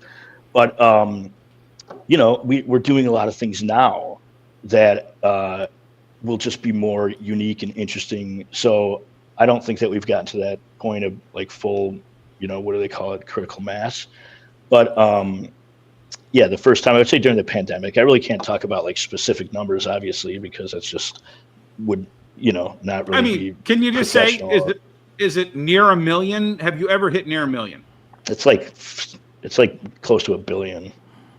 Really? Wow. No, I don't know. No, I'm just kidding. Jesse has the number of how many buyers are out there. Jesse, I remember we talked about that a little bit, and I tried to get that out of you. We're not anywhere near a number like that. No, I don't know if that number exists. I mean, to be honest with you, I'll get the number for you. I'll send it to you after the show. Really difficult to find out what that number, like what that, it's really difficult to know what the reality of that and how much it changes based on MCU. I think MCU is really calling a lot of the shots about what happens in and out of the stores right now. Yes, and it's coming back in a big way with Wolverine and Deadpool. Well, so. I hope so. Let's wrap up with that. I mean, so you really exploded. I remember your alert came out almost within how many minutes after that trailer released with Secret Wars 5 on the ground. Did you release your update? Pretty quick. I mean, that one was like minutes. I didn't even know the trailer dropped, but I got my alert on Key Collector. Well, I'll tell you, when Wolverine was confirmed for Deadpool, like I remember we were within 30 seconds of that news hitting. But we've had some inside sources over the years, and even recently, we heard back in I think November that that Overman would be one of the villains in Superman. And then just like a few weeks ago, all the scoopers online started talking about it, who I don't have any type of like relationship with them. But, I heard from a good source that, this Superman clone, not Overman, Ultraman, would be Overman, coincidentally, is the Nazi version of Superman. But Ultraman being a clone of Superman in the James Gunn movie was months ago. And then so there's times when sometimes our information will come out way before, like Department of Truth was one of them. Sweet Tooth, like there's a lot of books that we're able, the High Evolutionary, like where we had this information quite a few months before. I remember you shot down one of my specs. Sorry, man. That I sent you. No, I still think it's a solid spec because it happened right before COVID. Was that Thumbs or something? Was Squadron Supreme. Okay, right. Because I had one of the producers of Loki purchase several Squadron Supreme books from me on Amazon and on eBay. The same person bought from my two stores 3 books, and I'm like, there's source material diving, and they had it shipped to the studio in Georgia. Yeah. Oh, that's right. I remember. They had it shipped to the studio in Georgia. Then COVID happens. I honestly think that was probably in the works. And then COVID was like, nope, cut that. We can't do that. They're not going to understand that. But sometimes it's hard to like move forward with, again, that's another gatekeeping thing I say, and maybe that's the wrong word. Maybe that's a negative term, but just in terms of like news that we get, people send news a lot, and it's like, it has to be so, because I know what's going to happen when we put something out there. It's going to get a certain amount of attention. It's going to get, people are going to rely on it. So it has to be I have to be really comfortable with that posting. And I'll tell you, man, I will tell you this. Doing this since 2017, looking back at like 6 years ago, 7 years ago, at how this information came in and how I processed some of the stuff back then, to where I've processed it throughout the years of becoming like so much more critical about what comes to me. It's just night and day. Like there's so much stuff that I almost feel like there's this certain like I don't know, like you develop this sense of what is legitimate and what isn't. Of course, you have your sources that have come through again and again with legitimate information, but then there's also stuff that comes through that's like, or you see as like a scooper says something like, it just doesn't come off right. And sure enough, I think it's a pretty strong muscle at this point. Yeah. But hey guys, I know you got to get to Marat, right? Marat and John are in the backstage, but tell those guys I'm sorry sorry about making them wait, but I really appreciate your questions, and I appreciate anybody that's listening. And people put the app up there if there's anybody in the audience that doesn't know about Key Collector. Let's join them. Yeah, they know where it's at. The link is in the description below. You guys can find all of Nick's and thank you. Social medias, all that stuff. And where's the best place if they want to get a hold of you? That's through the app in the you can hit me up at nick@keycollectorcomics.com. Will come right to me. Otherwise, there's the support or the user submissions. But I read every email, which is huge. That's a big deal, and you're very easy. Yeah, you're very easy to get a hold of, and I think it's great that more people are reaching out, hopefully, to get you on shows like this, and that you're doing more of them because. It's excellent, man. It's great hearing from you. So Thanks, we Brian. appreciate you, brother. And we're gonna have you on again. We'll be reaching out soon. Yeah. So anytime. Yeah. And if you want to bring me any harder questions, I'm all for it. Let's have dinner. Let's have dinner one of the nights at C2E2. All right, that sounds great. Yeah, you have my phone number. Yep. All right, guys. Thank you, and thanks to the audience, and thank you guys for being supportive. I appreciate everything, and thanks for all your questions. Thanks, Nick. Appreciate you. See you guys. All right, brother. Talk to you later. Okay. Bye. Good stuff, man. Yep. He's a good dude. One of the best. One of the things about Nick, I've known him since day one, since the beginning. He hasn't changed. He has kept the same integrity level at its highest peaks. With all the things being hit at him, he has just been one of those solid guys. And his allies are, like we've always said, your allies are very small. He's very smart about keeping a very tight ally group around him. So it's always a pleasure to get to talk to him. But to see him grow from day one is just been amazing growth. I agree. All right, you guys, we got two. And I'm serious. Well, hold on. I just wanted to you know how hard of a and like I said, Nick and I were Facebook friends, and he said it himself. I'm a tough person to overcome and deal with. And when I get a benefit out of somebody, I let everybody know. And I always tag Key Collector when a hot tip comes in that helps me make money in my stores and helps me get the books because a lot of these books are sitting in my boxes until Nick says that, hey, you need to pull these out. Yeah, there you go. And a good retailer is going to remember to check those boxes for those books. Books. So, But you guys, we have two more guests that we're going to bring on tonight for a special event, something that we kind of talked about a little bit when Marat was on recently. Ladies and gentlemen, we're bringing back Marat Mychaels. Marat, thank you for joining us, man. And yes, how you doing? Doing good, brother. We were lucky enough to have you on a few shows ago. You kind of hit on the Avengelyne stuff, but you didn't really get to talk about it too much because you were just kind of putting it out there. And we were lucky enough to not only get you on tonight, but also John Stinsman. John, how you doing, brother? Can you hear us? Hey. Oh, you're on mute. Unmute yourself. There you go. All right, there you go. There we go. Thank you. We appreciate you. Off the bat, that's always a good sign. Yes. We appreciate you jumping on, man. Thank you for dealing with said issues. So No problem. Yeah. So we were got just John off past his bedtime. Yeah, I know. I'm already getting sleepy, guys. Yeah, as we get older, man, those nights. Well, I'm on the East Coast. Ooh. So I'm 3 hours ahead of you. That's why. Oh, wow. But that nobody cares about. Nobody John, cares. we were lucky to have Marat come on and kind of talk about his early days in the industry and the business and stuff. Mm-hmm. And we always ask creators the same thing whenever we have them on, and that was their first professional work. What was your first professional work in comics? It was for Parody Press, way back in the day when they existed. I did just like a backup story in one of their books that was a kind of a It's a Wonderful Life parody with the Terminator as the angel. It was what it was. It got me kickstarted into doing regular comics. I actually did work for Eric Larson before I worked for Rob. That was another backup story that never got published.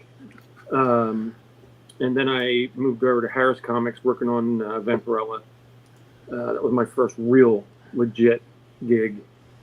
So I worked with them for about a year, maybe less, and then moved out to California and got hooked up at Extreme, and that was it. Nice. We were rolling from there. Amen. And those times sound like so much fun. Where at some point, I've been talking with Jesse and Dennis about, we got to do a show based on those 90 days because if comics sound so different than they are today. What was it like working during that time period? The camaraderie of the bullpen and the office. Right, but can I ask you a question right off the get? Sure. Did Rob steal you from Eric? Oh, no. It was just because one. I heard all the stories about this guy stealing that guy and that guy stealing this guy. No.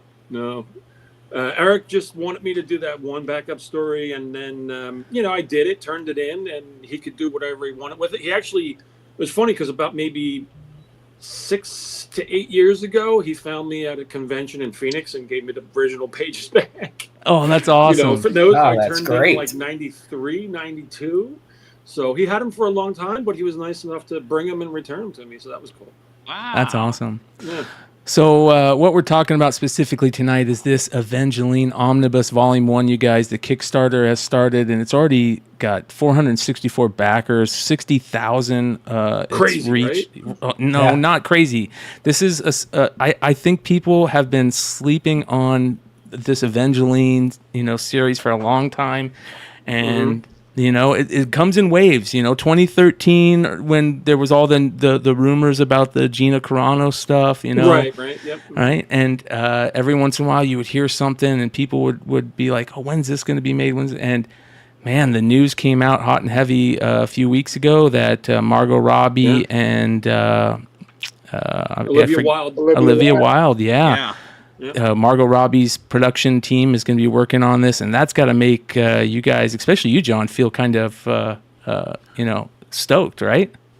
Yeah, I mean, look, I want to buy a ticket and sit in the theater and watch it just as much as anybody else. I can't wait to see it. I come to life. I mean, it's just going to be crazy. Yeah, it's going to be so cool to see that, and if things excited. come together, it's the last big thing that you guys are going to hear connected to this project. So, it's pretty exciting. Again, I'm not allowed to say anything, obviously, but while me and Rob were trying to work out this deal, I was released this information, and I was like, holy shit, this could be huge. Yeah. Because that was kind of my pitch, and you guys can tell me if I'm wrong or if I'm not remembering somebody. To me, outside of Marvel and DC, the 4 big female characters from the 90s was Lady Death, She, Vampirella. Witchblade. Vampirella's been around forever. Yeah. But I'm talking about characters that were in the created 90s, right, yeah. Mm-hmm. Yeah. She, Witchblade, Lady Death, and Evangeline were the ones that really moved the needle. I mean, there was Angela, but she was a miniseries. She never carried her own book. And what's crazy about it is I buy collections. I will buy a collection that has Marvel, DC, and then this product in it. It's like it doesn't actually make sense, but it really gravitated to a lot of us back in the day of just this strong, badass lady. Obviously, chrome on a cover helps, right? Oh, yeah. But yeah, it's traditionally a historical book. It's going to be in a collection. Mm-hmm. Yeah. Well, and then I remember, and Kathy Christian. Am I saying it right? Kathy Christians. Yeah. Yep. Of course. So what is she was at the convention right along with the boys. Yeah, she started as Vampirella. I think she was the Vampirella model first. We used to do conventions And then, together when I worked on Vampirella, and she was the Vampirella model. And then all of a sudden, she pops up and she's Evangeline. So it was cool. Yeah. It was cool because I already knew her, and we had a great rapport. And it was great. Very cool. I miss the days of the chromium covers, when the chromium covers were just so great. And this was one of the first books that I remember seeing an actual variant for. You know what I mean? I just subbed that. Subbed that signed. Yeah. Oh, and cool. you know, the Kathy Christian's variant is something that a lot of us remember from that time period. Can you guys talk about the origin of the character and how that kind of happened, and how did this character get started? I know that Rob was, best friends from high school with Tony Libido, who was the publisher, right? Yeah, publisher. He was Image. the publisher. Yeah, and he was dating Kathy somehow. That came together, and he just said, "Well, why don't we do something together? Since Kathy, already has a rapport with the fans as Vampirella, let's do something with her. Let's make her."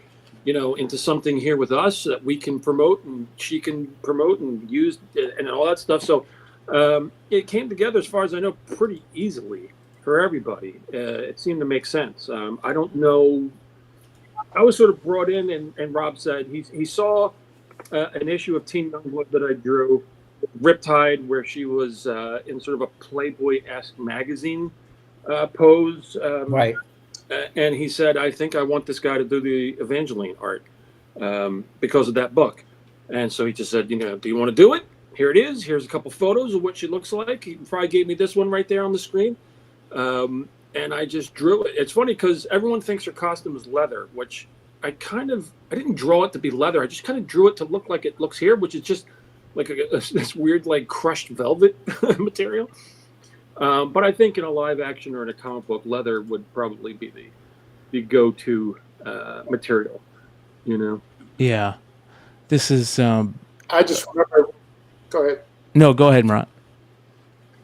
I was just going to say, from my perspective, I wasn't really involved in the project. I remember talking to Rob one evening, and he was like, hey, Evangeline is our #1 seller now. Like, it's carrying the studio. That's how hot the book was. And I mean, and we had some bangers, but that was the bad girl, craze in comics right there when this book came out. And I mean, everybody wanted a, hot female lead, on their books. I mean, that's I think when the other bad girls were very bad girl-esque, whereas Evangeline, because of her origin as a fallen angel, I always kept her.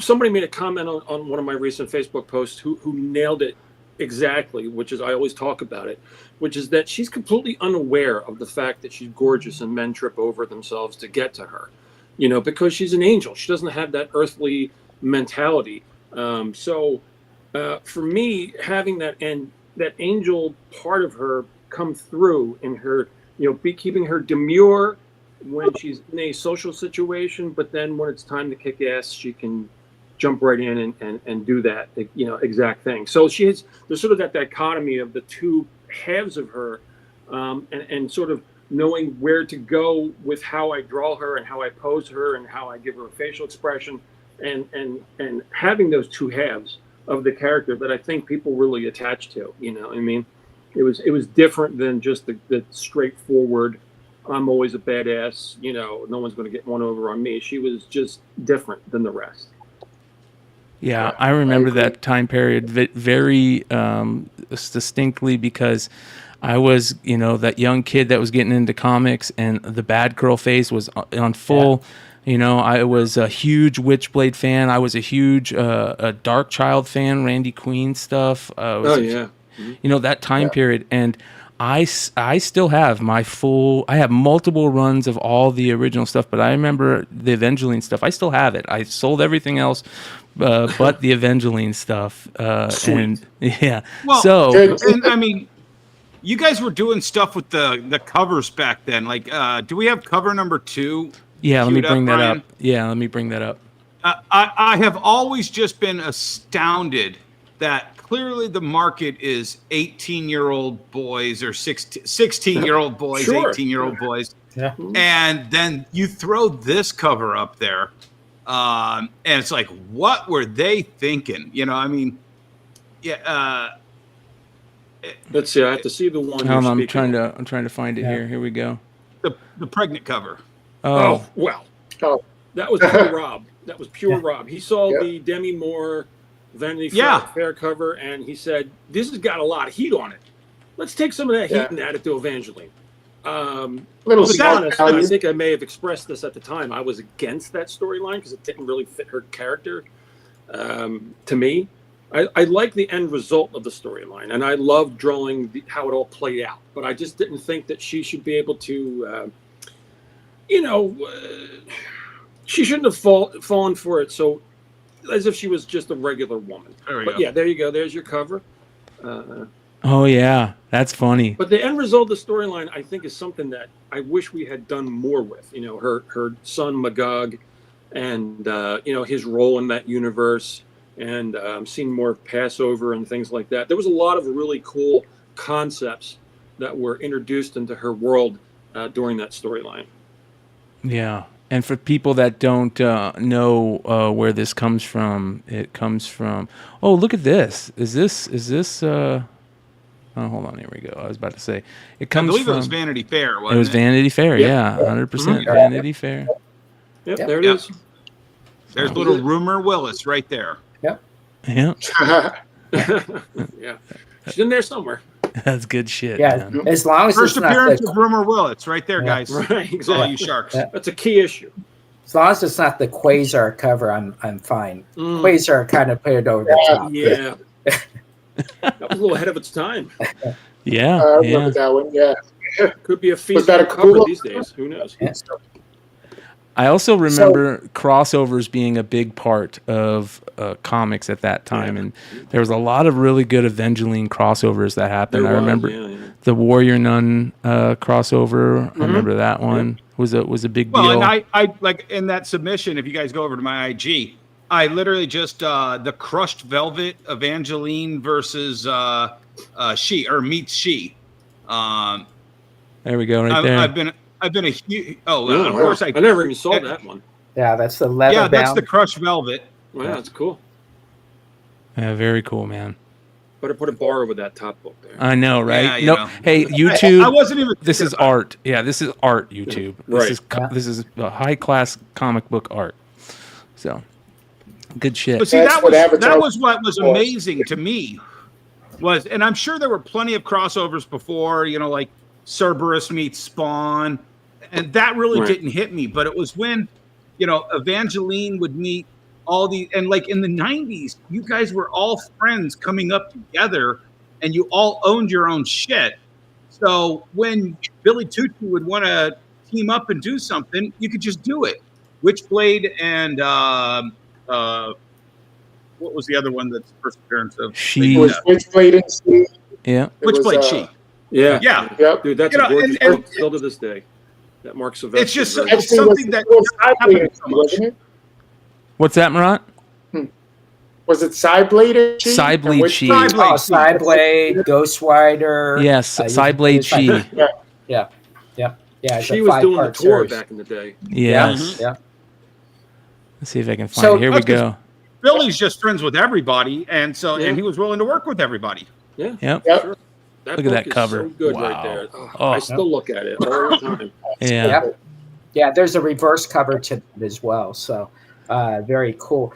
Let me ask you something about, to go back to the 90s. Being in the bullpen with everybody creates that. Well, Marat had his own office. He was special. Oh, did he have his own office? He with wouldn't his hang out own with the door? rest of Yeah. us. No, he was. That's because I was the first official member of Extreme. There So, you go. What? I was How do you grandfathered in. How do you compare it now where Marat is on, in Vegas, you're on the East Coast? Which was better? Was it better to be around everybody? Oh yeah, for sure. It was great. It was fantastic. That energy of friendly competition and just being hyped up about art and creating. It was infectious. You know, I only get that now when I go to conventions and I see my friends, or I just am around that vibe of comic book. But to have that constantly, it was just the best, the absolute best. It was so good. I loved it because I dreamt about being the Marvel bullpen. That was my dream when I was a kid. Like, I want to be in that Marvel bullpen. Stan Lee's making this sound like it's the best place in the world, and then I got to be in the Extreme bullpen. It was so cool. Yeah, it's a shame somewhere around 97 or 98. I got to visit Marvel's offices. Everybody was gone. My buddy was up there, Jason Liebig. I don't know if you've ever met him. He was the editor of X-Men at the time. And he was like, oh, you want to go see the bullpen? And it's so small compared to what you would think it would be. But it's, you're just like, wait a second. This isn't like the floor of the Daily Planet where everybody is, at a desk with typewriters and storyboards. And, it was like, oh, this took the mystique away from me a little bit. Yeah. I'm very interested in that. Marat, tell me about your office. Oh, it was just a small little office. Now, probably same size as my office now, but my door was always open. I would go out to the bullpen all the time. It wasn't like I wanted to be away from everybody. Right. I always thought the excitement was I could walk and see what Andy Park is working on and see what, Frege is working on, or John or whomever. And that would excite me. Like, I'd want to go back, sit at my table and do even better. I could walk over. The inkers had their own office, and there's Norm and John Sabal and Danny Mickey, and it's one of them is inking your page. You're like, oh man, he's killing it on this page. That would get you all. Yeah. Or we had two offices on the same floor. A secondary office had the colorists, so a lot of times you could walk over and see the colorist coloring your stuff, and that's the synergy that's missing. You can get it a little bit, getting that email or getting your buddies, text you whatever you're working on. But there was nothing like just the creative energy. And it did. It was healthy competition. You wanted to outdo all your buddies. Yeah. But it was also inspirational because you're like, oh, man, this guy's, came up with this cool new way to do, when Jeff Matsuda came into office, we called him the Jeff Matsuda shines because he had a certain way of doing a shine. And all of a sudden, if you look, 6 months after Jeff Matsuda joined Extreme, everybody's doing the Matsuda shines because we all thought, oh, this is so rad. We're all applying it to our work. So I think that's the stuff that's the best about working. And we all got along. So that was the thing, Yeah, for sure. And we everybody has, we had our cliques, but everybody could be in the room together and just have a great time and enjoy each other and talk comics and be excited. And the beauty was we were all kind of in the same age group. So we had the same energy and excitement because none of us were jaded. None of us had I got to come in and draw another page today. We were excited. We were like, holy crap, I get to do this for a living. And it was awesome, man. And, it really did push us to try to do better. And where you can really see it, and I'll say this, till my dying day, is it wasn't always the best art on the page, but you saw the love and excitement that we all had, for the work we were doing. That intangible you can always see in a book. And I think that's what connects with fans. And that's why, all those image books connected because everybody was doing what they love and what they wanted to do. Well, and you guys had a cohesive team building. I've heard stories of the Jim Lee pool parties, and I think which creator took everybody out to the ball game? Was it Todd? I would guess that would be Todd.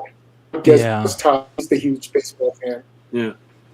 Yeah, they used to get you guys doing fun stuff together. Is that how it was with Extreme? You guys would go do shit together? Yeah, dinners all the time, Yep.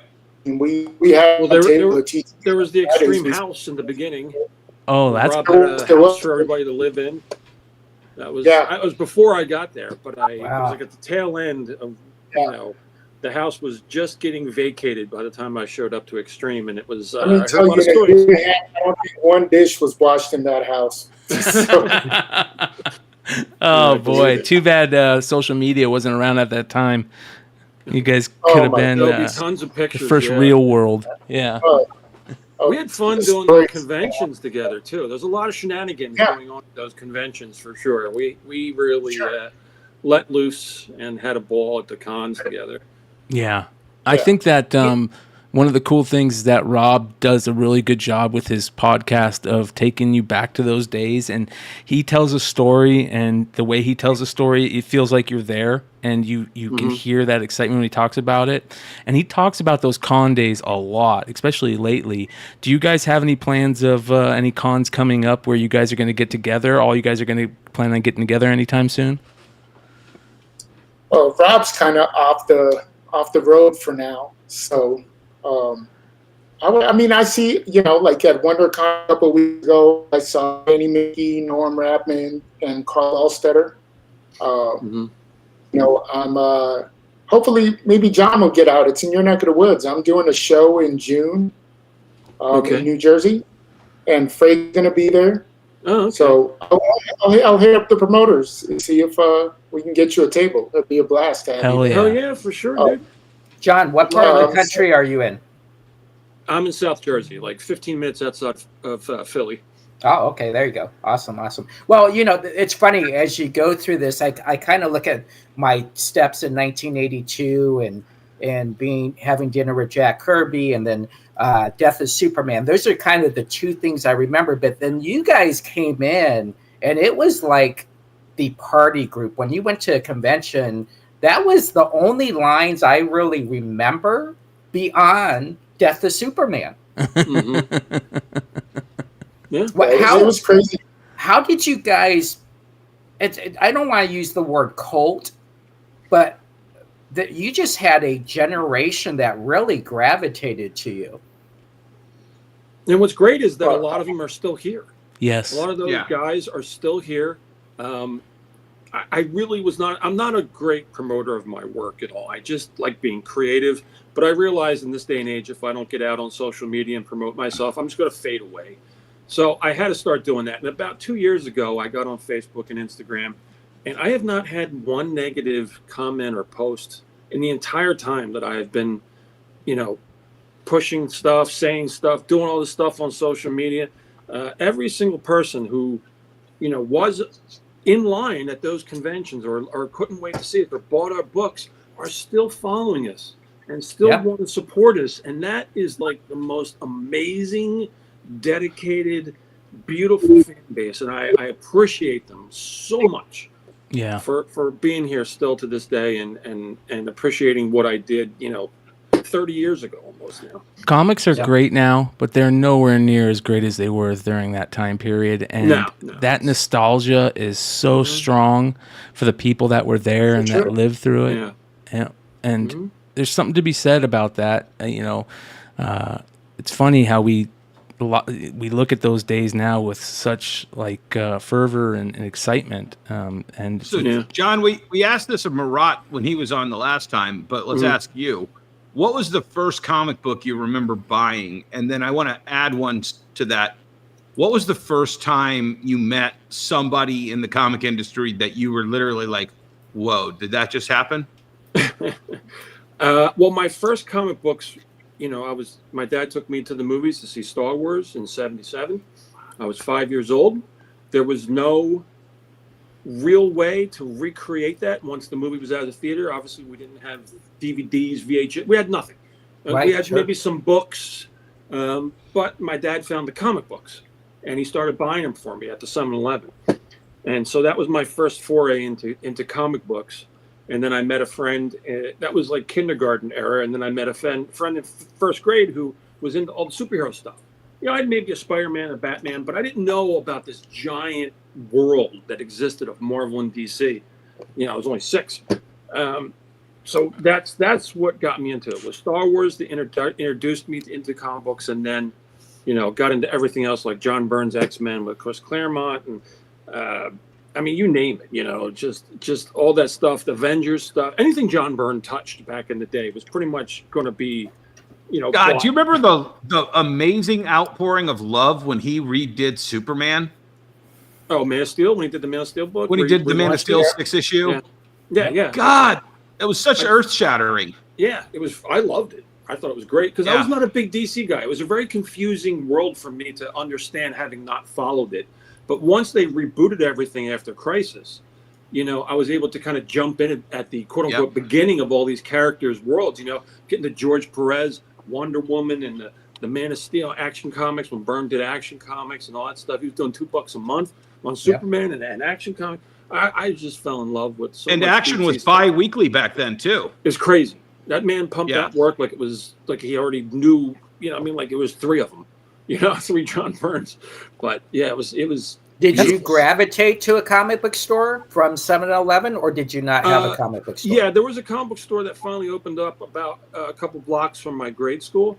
And once I found out about that, I started going there all the time. And obviously had a much broader selection than anything the 7-Eleven would carry. And then I found, as I got older, I found some here. A friend would tell me he went and found one there. So, yeah, I would say by the time I was at least 10 years old, I probably started going to regular comic shops, not knowing that they even existed before then. So who was the first person that just made you go, wow? Was it John? Did you meet John Byrne? And well, no, I never met John Byrne. I will say that I started going to the New York Comic Cons. And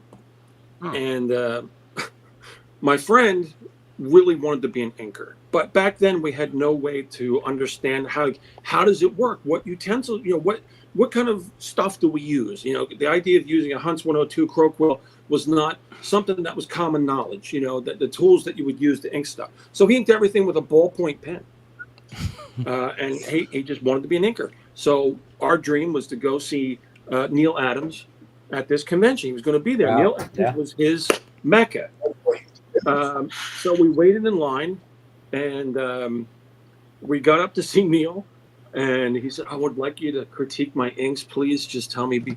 And Neil looked at him and said, oh, I got to tell you something. These are the worst inks I've ever seen in my entire career. And from then on, I just realized, meeting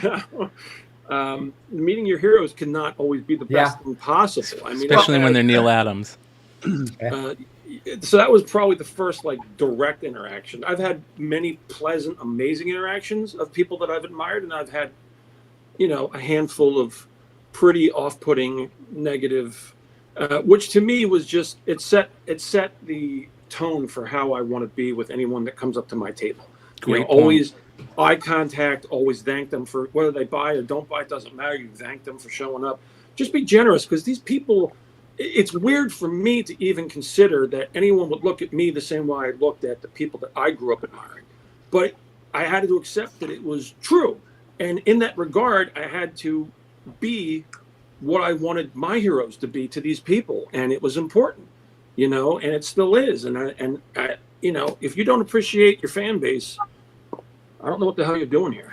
That might be the best comments about artists and their fans. I think that was one of the most off-putting things that I have ever witnessed at cons, is when artists and creators just feel like they look like they don't want to be there, head down, hoodie on, and then there's such a difference when you go up to somebody like, friend John Jang. John Jang is one of the most amazing, guys. You walk up to him, he'll eye contact. He's very, excited. He'll remember people, and people will instantly become fans of that. You know what I mean? As much as they are your artwork absolutely. Too. I mean, this thing, especially, people can be as much of a fan of you as a person as they are as your art. And sometimes it's even more important that they like you as a person. You know what I mean? Because then that brings them into the world that you're trying to put out.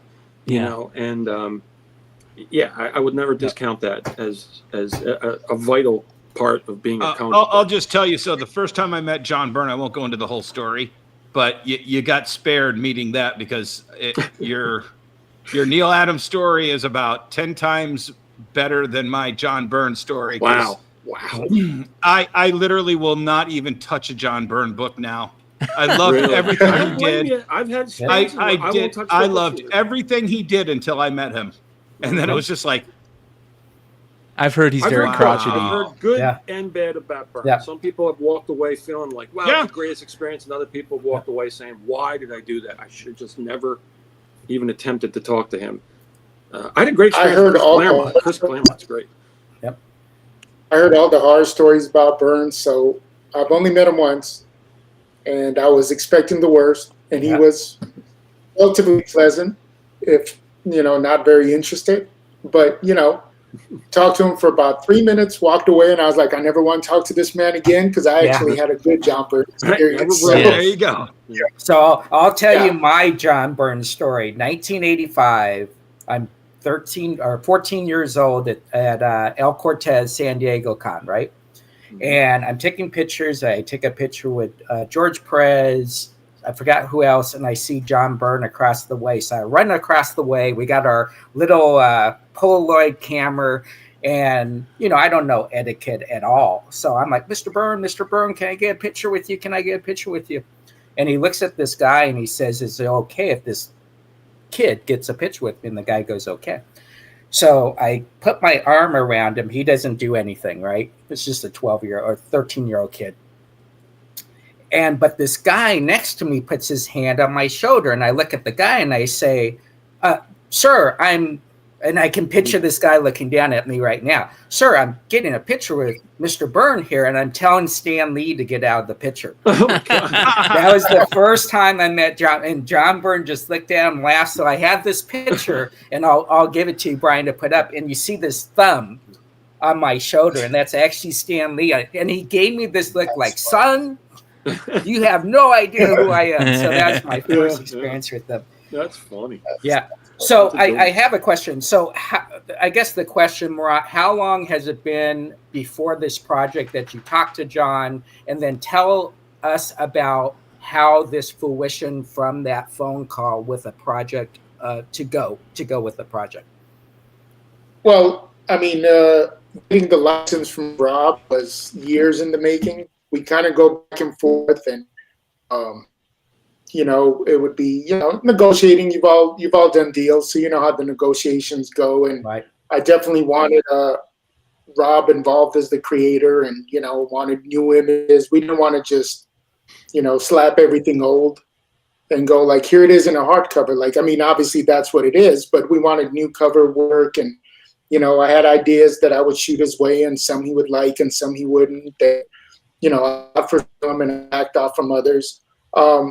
As far as me and John kind of once in a while, every 2 or 3 months, we just kind of connect, whether it was comments on Facebook or message each other. When I first started doing Naughty and Nice and doing my own publishing thing, I spoke to John about maybe possibly doing a series for Counterpoint, and we've kind of danced that dance for a while, and maybe sooner than later, that's going to come to fruition. We've had a conversation about that last week. Hopefully we'll be able to work things out, and it's up to John to let people know when and what, whenever he's ready. Again, I've learned in my 30 plus years in this industry to shut my mouth and not say things that aren't for me to say. Me and John, we've always had a great relationship, and always treated each other well, and I always all my fellow artists I cheer for, just because I know how hard this industry can be. Mm-hmm. Some of them I cheer for with gritted teeth because some are assholes. So right, as we were just talking about a few, and it's funny because it's usually the ones that aren't super successful that seem to have the biggest egos, which is just crazy to me. Right. I think, I want to see all my friends succeed. And John is me a friend, and I want to see him do well. And obviously we can do this without John being connected. I mean, he is such an intricate part of that series, that character. I mean, even though it's Rob's creation, I feel like, Rob and Kathy, I feel like John is, associated with that character more than anybody. And it's because, we talked about this last time I was here. It's visual medium, and that's what you remember. I mean, I think of Evangeline. I think of John's Chromium cover to #1. That's what always pops into my head. Well, and that's what I wanted to talk about. So can you scroll up to the interior pages, Brian? Yeah. So this is what I love about it. So Evangeline came out in what year? 96, I think. 96. So 28 years later. 28 years later, that's an interior page. Now scroll down to John's variant cover for this book. Or scroll up or down, wherever it is. There it is. I mean, that's the same exact quality. I would hope it was a little bit better, but... Well, no. I'm not diminishing it. What I'm saying is there would be a very easy way to phone it in. You know what I'm saying? No, dude. I mean... But you're bringing the same heat from 28 years later. I really wanted to put my all into this cover. It was the first... I drew a variant cover for when Rob was doing the book with Mark Bolton over at Image. That was probably 2013, I think. So that was the only time I got to draw her since the end of the series originally. And then, Rob asked me to contribute a cover to this, and I knew that I had to give it my all because I had. It's a mutual thing with the audience. They've been waiting to see me draw her again all this time, and I have been waiting to deliver something to my best of my abilities to kind of give them a sense of how much I've hopefully grown as an artist. I mean, I did the pencils, inks, and the colors on all my stuff now. So it was just an opportunity to share my passion for this character with the audience. So I didn't want to cut a single corner on this cover.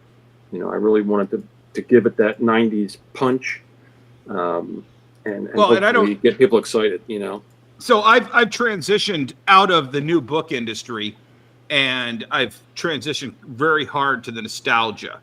And there's just something about the dynamices of 90s covers that appeal to a younger audience now more than the new books did when I was selling new books 4 years ago, 5 years ago.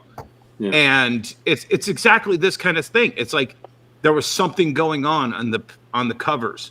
It's not just a hero shot of somebody just standing there, or what a lot of the modern books offer. There's just so much dynamices to the cover art, the way you guys framed the cover, what you would put on the cover, especially coming from Extreme. More wraparound cover art back then than there is nowadays, I feel. Oh yeah. I love wraparound covers, man. Yeah, for sure. Yeah, this is excellent. We all, I mean, we knew we had to stand out. That kind of thing. I think everybody was like, and again, it goes back to just seeing what the other guy's doing, and you were like, oh, this guy does this well. That's why the Image 7 different.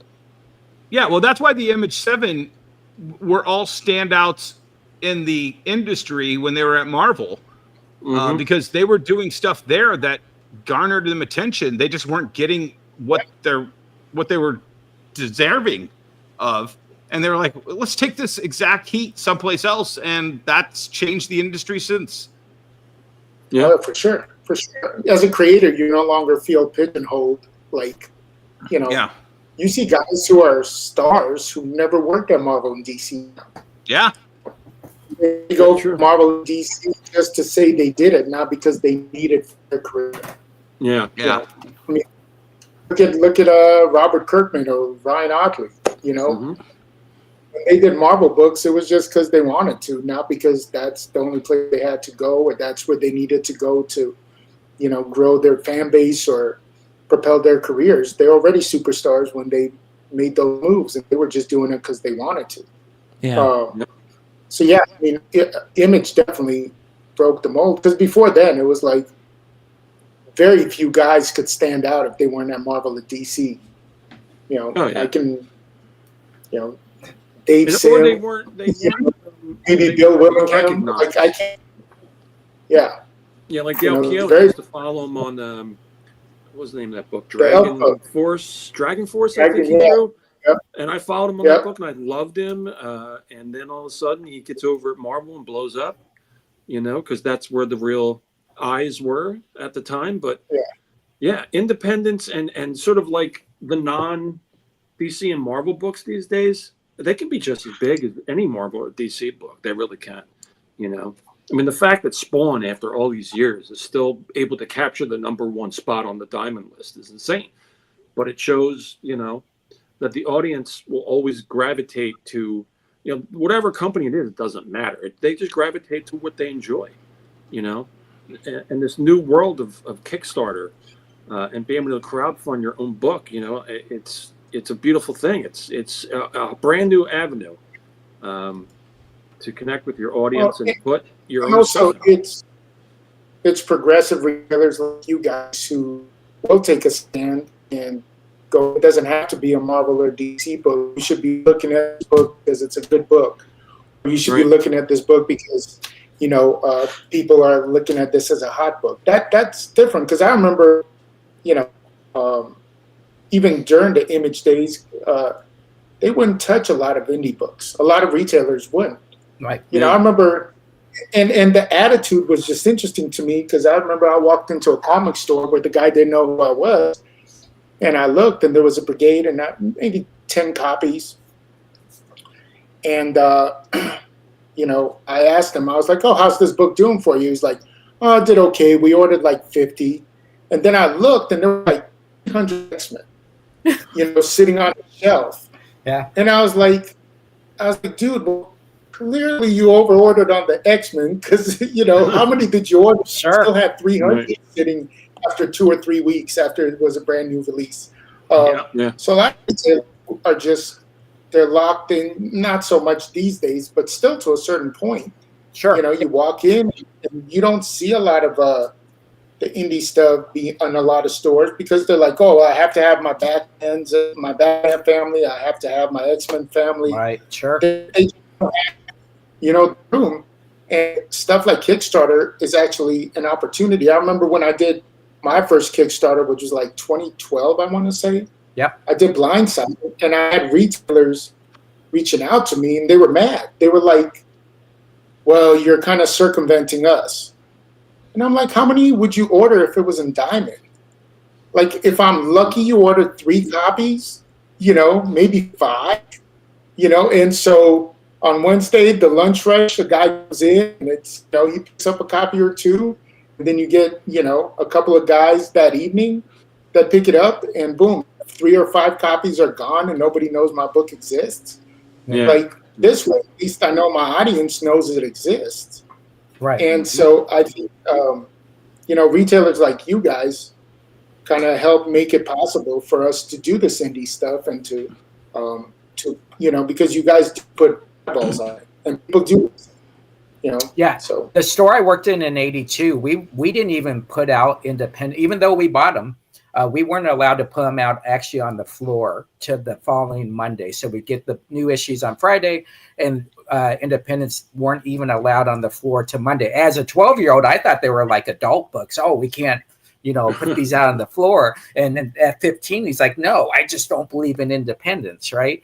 And so, yes, there's been this great evolution. I think when you talk about consumers and customers, even when I look at this new project, there's a trigger moment, right? When I look at this and I say, oh my gosh, I become that 22-year-old in 1996. Maybe I was 25, 26 years old. But I can remember the moment buying this book. So this is, I think, also a trigger comic that revives you into saying, wow, I remember this book. I want to be part of this. And I actually get to be part of the team as well. And I think that's a great, great thing. Mm-hmm. Being able to support, I love it. I mean, being able to support your favorite creators and favorite characters in this type of situation is completely game changing, but it's also necessary in how the world is today with social media and internet content and stuff. This is needed. This is the other inroad to how comics are sold these days. It's just the way it is, and better or worse? It's definitely better for the creators, definitely worse for the publishers. And what do we as comic people, me being as a buyer more than an industry person, as a buyer, I want my creators to create the best art that they want to create. I don't want to see, I don't want to see Grant Morrison doing some book he doesn't want to write, or I don't want to see, my favorite artist drawing some book character he just despises. I want to see what they love. It's kind of like like remember that saying, if you ever get a tattoo, you let the tattoo artist kind of pick what he wants to do, because then you're going to get something that he really wants to draw. Tell him, I want these type of things, but you pick the things. Well, it's also that same way. You want your creators to be excited about what they're doing. Well, and I'll say this, and I'm not trying to disparage either of you guys. You have a long storied career in this industry. Marvel and DC are failing left and right, and nobody's picking up a phone to call you guys to work for them. Yeah. And so at a certain point, when you go to a convention, you have all of this love, John and Marat, you've got to be able to commoditize that into work. If the industry isn't hiring you, this is the way you have to do it. Well, they don't pay a livable wage anyway. I mean, I'd say like 90% of the artists that work at Marvel and DC live in a country where the American dollar goes way further than it could ever go here. And I hear some of the rates that Marvel and DC are paying artists, pencilers, whatever, and it's unlivable. It's unlivable. So even if, they were chasing us down, they'd be asking us to make, $10 an hour or something? It's ridiculous. It's impossible. When you have a thing like Kickstarter, maybe Marvel or DC wants to pay you like $3,500 an issue, $5,000 an issue, something like that. When all's said and done, you look at what these Kickstarters are making. Half of it has to go to shipping and producing the book, but the rest is the creator's money. The rest is for the creator, and that is the way it should be. It's a brand new world, and it allows a lot of people to really do what they love and introduce the world to their mind, their characters, their art. It's just amazing. It's a beautiful thing, and thankfully. Go ahead, Marat. I was just saying, a lot of these, obviously Jesse, we know Brian Polito, and he's phenomenal, and Billy. They have these phenomenal, huge campaigns, and I've been blessed to have, successful campaigns. But, I'm always on Kickstarter looking what everybody else is doing. And half the time I'll click on something and I think, this looks great. I think this is, how is this doing? And it'll be like $3,000 or $4,000. And even then, not everybody is successful on this. So any creator that does this, they're always taking a chance. It's not like, it's not like where and even when if you put a book on Kickstarter, it's not all the way done, let's say, right? Even at that point, the creator has taken his time or his money and put it into this passion project of theirs. Because, there's some, but nobody writes the books and draws the books and inks the books and colors the books and letters the book. So, just to get some pages up there, a lot of times you have to take your time to write it and hire an artist or hire a team or, whatever it is. You are paying out of pocket just to get your project going. And I see guys that have, like I said, I have friends who have fantastic books, people that see the book, love it, and then I'll look at their Kickstarters and I'm like, oh man, I know this guy has spent more than he's making on this Kickstarter. Sure. Yeah, so, for sure. So you're constantly, so it's like, people see the successful ones and go, these creators are dining out on all this money. It's not actually the way it worked, and the same thing, whatever money you make on one Kickstarter, you're doing towards your next issue or your next project. It's not like it all just goes in your pocket and your bank account and it's and this game has always been, to some regards, about a cornucopia of a project. You have to have a creator who can sell it. You've got to have talent that can draw it. You have to have a story that people want to read. And when you get all of that together, you get a success. And I mean, my God, aside from Stan Lee, and I will go to my grave on this, aside from Stan Lee, Rob Liefeld is literally the second best person of just in energy selling comic books. Yep. And he always has been. And I know he takes a lot of heat for it, but there's nobody as good as Rob except for Stan, and he's gone now. Yeah. Yeah, Well, Rob because Rob has love for the industry. He loves comics. Yeah, he's passionate about it. I mean, at the end of the day, he's generationally I'm just going to say it. He's the new GOAT of the comic book industry. Just his post today, showing his feet, right? I know it's like, fuck you, Rob. That's like the perfect response. Yeah, exactly. And so when you have that, I think, how did you, let me ask you both these questions. Marat first and then John second. First time you met Rob. I met him when I was 12 years old at a comic book convention, Rob was 16. And I had, since that point, I had met him a couple of times, but he always made me nervous because I was a really shy, introverted kid, as a lot of comic book kids are. And he made me nervous. And here's a funny story. Me and Rob's friendship actually took off because he had just got. There was a guy named Duval Stowers who you guys had probably seen in the 80s. He was a gentleman who used to have his own Superman outfit. He was actually on South Park. They made fun of him on South Park. Yeah. Well, I used to take art lessons from Duval. And Duval and Rob were kind of there was a couple of up-and-comers in the industry that everybody thought were going to hit. Duval was one of them, kind of Latin style. He lived in my neighborhood. And so I used to take art lessons from him. And one day Duval's like, oh, yeah, Rob's working for Marvel now, so I'm taking over Youngblood. So me and Rob had a mutual friend. And I told Dave, who was our mutual friend, I was like, oh, yeah, Duval's taking over Youngblood. And I remember sitting at my grandma's house and the phone rings. And I pick it up and it's Rob. And he's like, is this Marat? And I was like, yeah.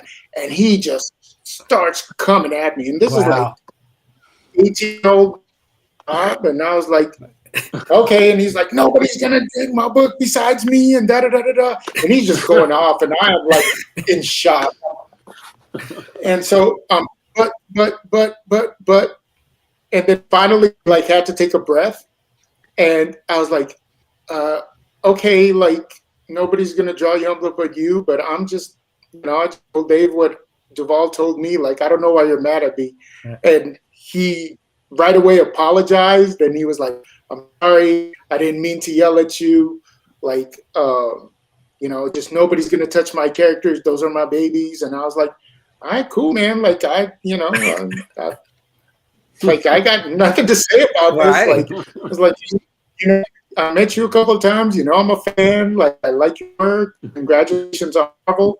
And we ended that conversation with him inviting me to come up to his studio that he shared with Jim Valentino. So that was actually where our friendship began, because until then it was just kind of in passing. Right. Like, we knew each other. Again, I was nervous. Like, anytime I was around him, because he kind of had the same energy that he always had. When people are like, success changes people. I was like, Rob's the same guy he was when I met him at 16. He's just, amplified now. All right, answer so this that question. Was and was he wearing button flies before Levi paid him money? He was not, but I'll tell you what, I was his assistant and actually shot the video that they sent, that he sent to Levi's. Wow. It was right outside the studio. We went to the store in his Jeep. He bought his button flies. We came back. I shot the video. He sent it in. Here, I'll tell you another story. And he gets the commercial. And they're shooting it in New York. So Rob, and I'm 18 at the time, just graduated high school a couple of months. And he's like, hey, do you want to come to New York? And I'm like, hell yeah. He's like, we'll go to the Marvel office. You'll hang out on set. Like, sweet. Like, freaking 18 years old, I get to the Marvel. So, I rush home, start packing. My mom comes in my room. She's like, what's going on? I was like, going to New York with Rob, and she just stops and she goes, I never thought you were. But, and it's okay if you are, you know, but are you and Rob together? And I started laughing. I was like, no, gosh. he doesn't want to go alone. So fast forward, I tell Rob the story. We have a good laugh. We get to New York. We're in a hotel room, you know. We share a hotel room. I go in the shower, and you know, I don't think about locking the door. You know, like, you know, somebody's in the shower. You know, all of a sudden, I'm showering. A Polaroid comes on top of the shower curtain, and there's like a click picture. And I'm like, what the fuck? And I just hear like Rob laughing. I don't think I've ever heard him laugh that loud. I come out, I'm covered with it. I'm like, dude, what the fuck? He's like, the picture somewhere in there. I never looked. I just took it out and tossed it like it's somewhere in the bathroom. And he's cracking up. So that was, I've seen those feet many a time. Yeah. That man loves to wear his heels. Yeah. All right, John, what about you? What's your first Rob Liefeld impression? I mean, I was nervous, you know, just being anywhere in his vicinity, whether he was, you know, talking to me or not. But he was always very cool, you know, always very generous and kind. I don't think I really spoke to him the first couple months I was even there. He just continued to sort of give me work, and he would see what I was drawing. Because I was just coming originally just to do pinups, you know, just kind of get my feet wet, I guess. Pun intended. Yeah. Right. And so he just came by my desk and saw what I was working on, and he told Eric Stevenson, like, get him on a book, you know. And I was just very, you know, happy and flattered. But, you know, Rob, I remember, you know, first time I saw his work was Hawk and Dove, and I thought it was completely different than anything I'd seen prior to that. And then I remember when he was moving over to Marvel to do New Mutants, Marvel Age had this sort of interview with him and some character designs. And I must have gone over those character designs that he had in that book 100 times because I was so enamored with, you know, his work. It was very Art Adams influence back then, who was like my favorite comic book artist. Except Rob put this energy that we all know he has into his work. So yeah, I was a huge fan showing up there at the studio. So, you know, it's like anybody, you know, if you're a fan of somebody, whether they're your favorite, you know, sports player or actor or whatever, you know, for comic books for me was the top of the, you know, top tier. And yeah, it was just, you know, it was always a very cool experience for sure, but nerve-wracking. I think this was the Marvel Age, if I'm not mistaken. This one right here, where he shows all those characters, and those characters at the time were Cable and stuff, but he didn't name them right here. Yep. Look at this. This is great. Differently. Yeah. Yep. Great memory. Look at that. Yep. Liefeld's New Mutants sketchbook too. His name will be Cable or Cybrid. And Rob notes indicate that he's a real man of mystery. Is he a mutant or not? Half cyborg? He's at least 40 years old, but no one knows for sure. And there's a chance he knows Wolverine. Look at that. Good stuff. I've told Rob this a dozen times, and it's probably like 36 years ago now. I was getting my pulls, and I didn't have a job, and I got some money. And I went in and I was going to drop New Mutants about 85, 84, somewhere around that issue. And all of a sudden, I pick up my pulls and all the New Mutants are still in there. I was like, damn it, I forgot to pull these. And picking up 87 was like, what the fuck is this? This looks like nothing these guys were doing before in this. Oh, yeah. And it was literally the moment where it's like, oh, I'm going to ride this out. And then when I get to college and I'm working 2 jobs at that point and blah, blah, blah. And I see New Mutants 87 up on the wall at the comic book store for, I think at that time it was like $85 in like 91 or 92. Wow. And I'm like, that's what that goes for? And so like literally one of the first comic books I ever sold was New Mutants 97, or I'm sorry, 87, because it was valuable. And I remembered it because it was such a instrumental book, you know, in my high school years. So Rob's my origin story as well as a retailer. Very cool. That's awesome. Hell yeah. That's cool. So, well, everybody was ready to drop mutants until Rob came on. Yeah. I think we all collected a habit. Yeah. Yeah. Well, good stuff, you guys. I want to say thanks for coming on, and I've dropped the link in the description. Make sure you guys go jump on the Avengelyne Omnibus Kickstarter. This is Volume 1. Is what are the thoughts for the future? Like, if this does well, we gonna get other volumes or? Yeah, for sure. We kind of, part of our deal is performance based. We're doing really well to get a Volume 2 going, and it's cool too because I've had a lot of artists reach out that normally. They're not guys hunting for cover work. They have more than enough. Some of them were too busy to do covers for some of my other projects, but they've been reaching out going, hey, you know, I would have done a cover for this one. And I was like, so I'm going to book that for like 8 months. Like, you know, so, you know, that nostalgia is a powerful thing. I've had creators reaching out going, hey, is the book I worked on going to be in this? You know, so it's pretty cool. Hell yeah. Yeah, I think we're heading towards a Volume 2 for sure. That's great. And again, you know, if some things come to fruition that hopefully will soon, then this book is just gonna explode. You know, I agree. I'm just praying it does for guys like John, man. It's, you know, like I said, I am just I wasn't involved creatively at all. I think I drew maybe a couple of pinups here and there, but.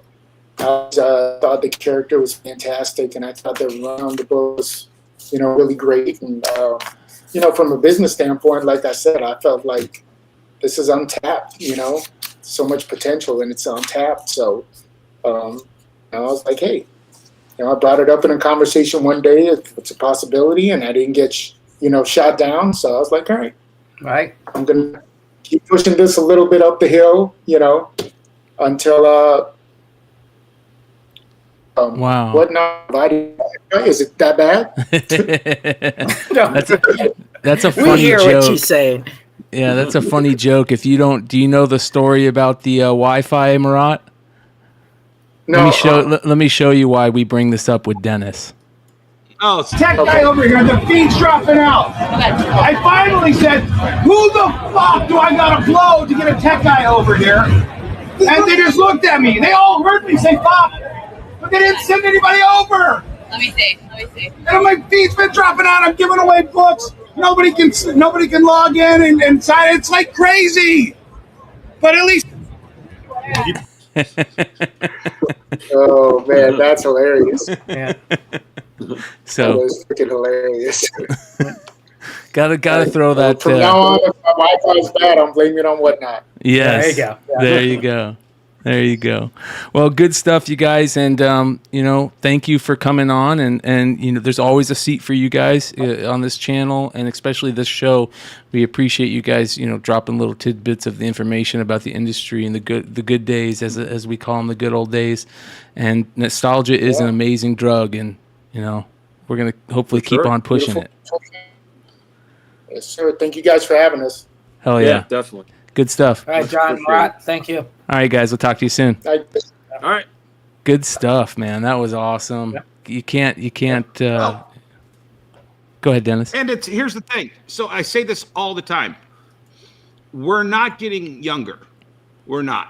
And the stories that Marat and John have, and then also just Nick, these are the things that we have to catalog now, not wait. We have to get these stories out there so that the legends live on past us. Amen. And that's one of the things, what I love doing about this YouTube channel and your channel in general, Brian. Well, thank you, man. You guys know I appreciate you guys supporting this channel ever since it's began. I've been friends with Jesse for 10 years now, and he supported anything that I've done in the past. And Dennis has been a big support ever since the Flipside days. So, I appreciate everybody, especially all the people that are watching the show live right now. There's 61 of you. Hopefully you guys are subbed up. Hit that thumbs up if you guys enjoyed what you watched. Later on this week, tomorrow, we have our Collectors Base show, Wednesday night review. So come hang out with us then. We'll talk about the secondary market sales on things like action figures and cards and toys and comics, of course. And we talk about new comic issues. Also, you guys can come hang out with us on Friday night at the House of Stein for the Hot 10 Comics list each week, or Hot 10 Comics show that week. And then, of course, Saturday nights, Modern Comic Mayhem for everybody's favorite, craziness, the Comic Book Drama Alert show. And, that being said, this is a big weekend in comics coming up. C2E2 is happening. So we're going to have a lot to talk about over the next week, maybe 2 weeks, depending on how the stories go. More of a shout out, if you're in the chat or you watch this show, find me at C2E2. I love just talking bullshit about comic books. You'll find me somewhere on the floor or somewhere out in the smoking area all weekend long, or over in the hotel bar. I'll be at the Hyatt. Find me. I'd love to meet you and shoot the shit. There we go. And of course, Jesse is going to be probably doing a live show immediately following this. So eBay Live. After this, yep. Yeah. Make sure you guys go check him out. Yeah. Let me throw this out there. I'm sorry, Jesse. Sorry. Let me throw this out there. My kids are doing their first convention without me boothing. They'll be selling Pokemon all weekend. They've taken the Pokemon division of my comic book store, and they'll be running that. So look for them on the floor of the show too. Yeah, very, very cool. I mean, that's about, I did my first convention at the age of 13. And I tell people this story. I wanted to do this convention so bad. It was $75, and it was at the Riviera Hotel and Casino. And my dad said, "Well, where are you going to get $75 from?" And I go, "Well, I'm in mow lawns all week, and then I need you to take me to the convention center." And it was a Sunday show. And he goes, "Okay, well, we'll go in." He goes, No, I want to run this booth by myself. Now, keep in mind, I'm only 13 years old running this booth. Nothing's priced. I have 8 long boxes, and I'm pulling them in my red wagon. I'm pulling them into the thing, and I get up to the door, and the guy's goes, "What's going on?" And he goes, "I'm here to set up." And he goes, "How old are you?" And I go, 13. He goes, "I can't sell you a table. Where's your dad?" I go, "My dad already left." And he goes, "Well, you need to get a hold of your dad because I can't let you in." So I reach out of my pocket. And I got all these singles and all that. I'm like, "Well, what am I supposed to do with this $75? He's like, "Okay, I'm going to let you in. Do not tell anybody. If anybody asks, your dad bought this table for you." Okay. So they put me next to the Star Trek lady from the TV series she dressed in all green in the Octagon. She's the guy that's fighting Kirk. The Orion slave girl. Yeah, Ryan Slave Girl. And, she's selling nudie pictures next to me. So the line is actually going across from my table. So here's this 13 just slinging books out. I did $950 at my first convention. And so they're going to remember this. And long story short is 42 years later, one of my box holders, who's from Vegas, and he went to the opposite high school, and we're the same age and all that. And just before I was moving up to Orlando about 6 months ago, he was wearing a Riviera shirt. And I said, "Hey, I sold my very first convention I ever sold at was at the Riviera." And he goes, "Oh," and he goes, "Yeah, I went to that one too." And I said, "Yeah, I was next to the lady from Star Trek." And he said, "Oh yeah, the Ryan. Were you that kid with all the boxes just selling books at any price?" I'm like, "Yeah." He goes, "That's where I bought some of my first comics from."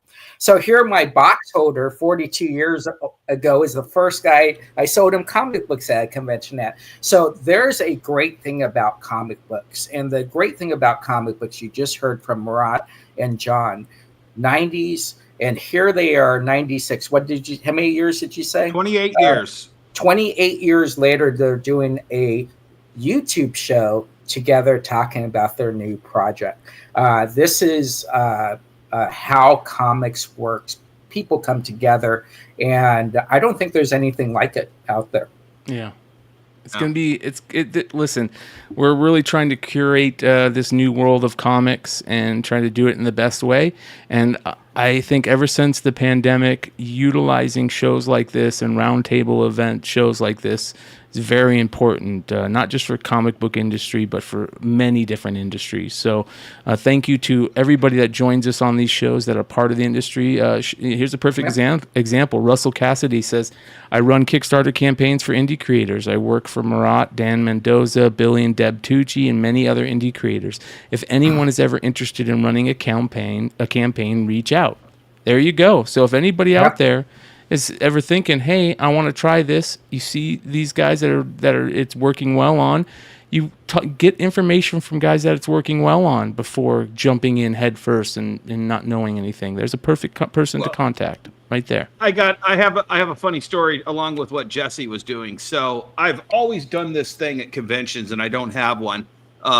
Most smokers, and I used to be a cigarette smoker, now I only smoke cigars. But most smokers have tons of lighters sitting around their house. And I would always take a handful of lighters to every convention. And every morning I'd put 2 lighters in my pocket.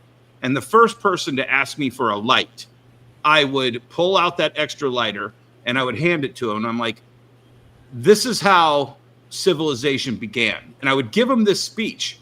This is how civilization began. One man made fire and he passed it on to another man. And before you know it, we were sharing our civilization with each other. Here, you take this lighter and you have fire for the rest of the day, just like the first caveman did to the second caveman. And I did that gimmick, not even caring, for a decade at comic book conventions. And I remember in 2010, I met Gary Reed, the creator of Caliber Comics, did so much more for the Detroit comic book scene. And he started working with me on my convention, Detroit Fanfare. And about a year into it, we're at a convention, and I pull the lighter out, and I do the little thing. And he's like, did you just start doing that? I go, no, I've been doing it for about 10 or 12 years now.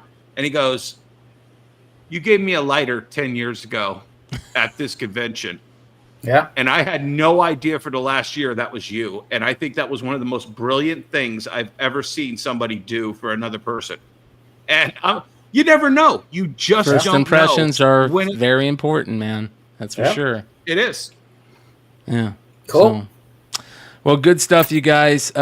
Make sure you're subbed up. Check out all the links below. You could find the links to Key Collector app if you want to check out the Key Collector website before jumping on the app. I'm telling you guys, it is one of the best tools if you're a comic book fan to find out great comic book information. Key Collector app. Thank you, Nick, for coming on. Shout out to Marat and John. Make sure you guys check out the Evangeline Kickstarter Omnibus Volume number 1 Kickstarter, and the link for that is just also real below. fast, Brian. I just want to let you know. I just was talking to Brian today about this. Brian has done something no one else has done in the industry. Brian has over 20 guests a week. 20 plus guests a week. That is crazy to think how much information, how much content he's bringing you, and the amount of people that have some knowledge in every aspect of this business, not just comic book stores, but how to press comics, toys, baseball cards, and all that stuff. So make sure you subscribe, tell your friends about this, because this is a very rare channel that you see where the genres talk about, the topics talk about are everywhere you can think about in the collectible world. So it's one of my fun parts of the week is to do the show and set up the show with you two. So it's always fun being here. Thank you, guys. Well, and I think it's go ahead. I'm sorry, I cut you off. This show is expanding far beyond what I thought we were just going to do, and it's so organic. The way it's covering all these bases, you know, like Nick from Key Collector and Brian and Rob and Ethan and John and Marat and, you know, everybody, Sean. And we have so many other plans, and I just want to make sure everybody is subbed up and sees what we're going to be doing, because it's going to blow your mind over the next year, guys. Yep. Good shit, you guys. Much love. Make sure you stop by and say hi to Dennis at C2E2. Go buy a book from Jesse on eBay Live starting after the show, and we'll see you guys in a day. Adios.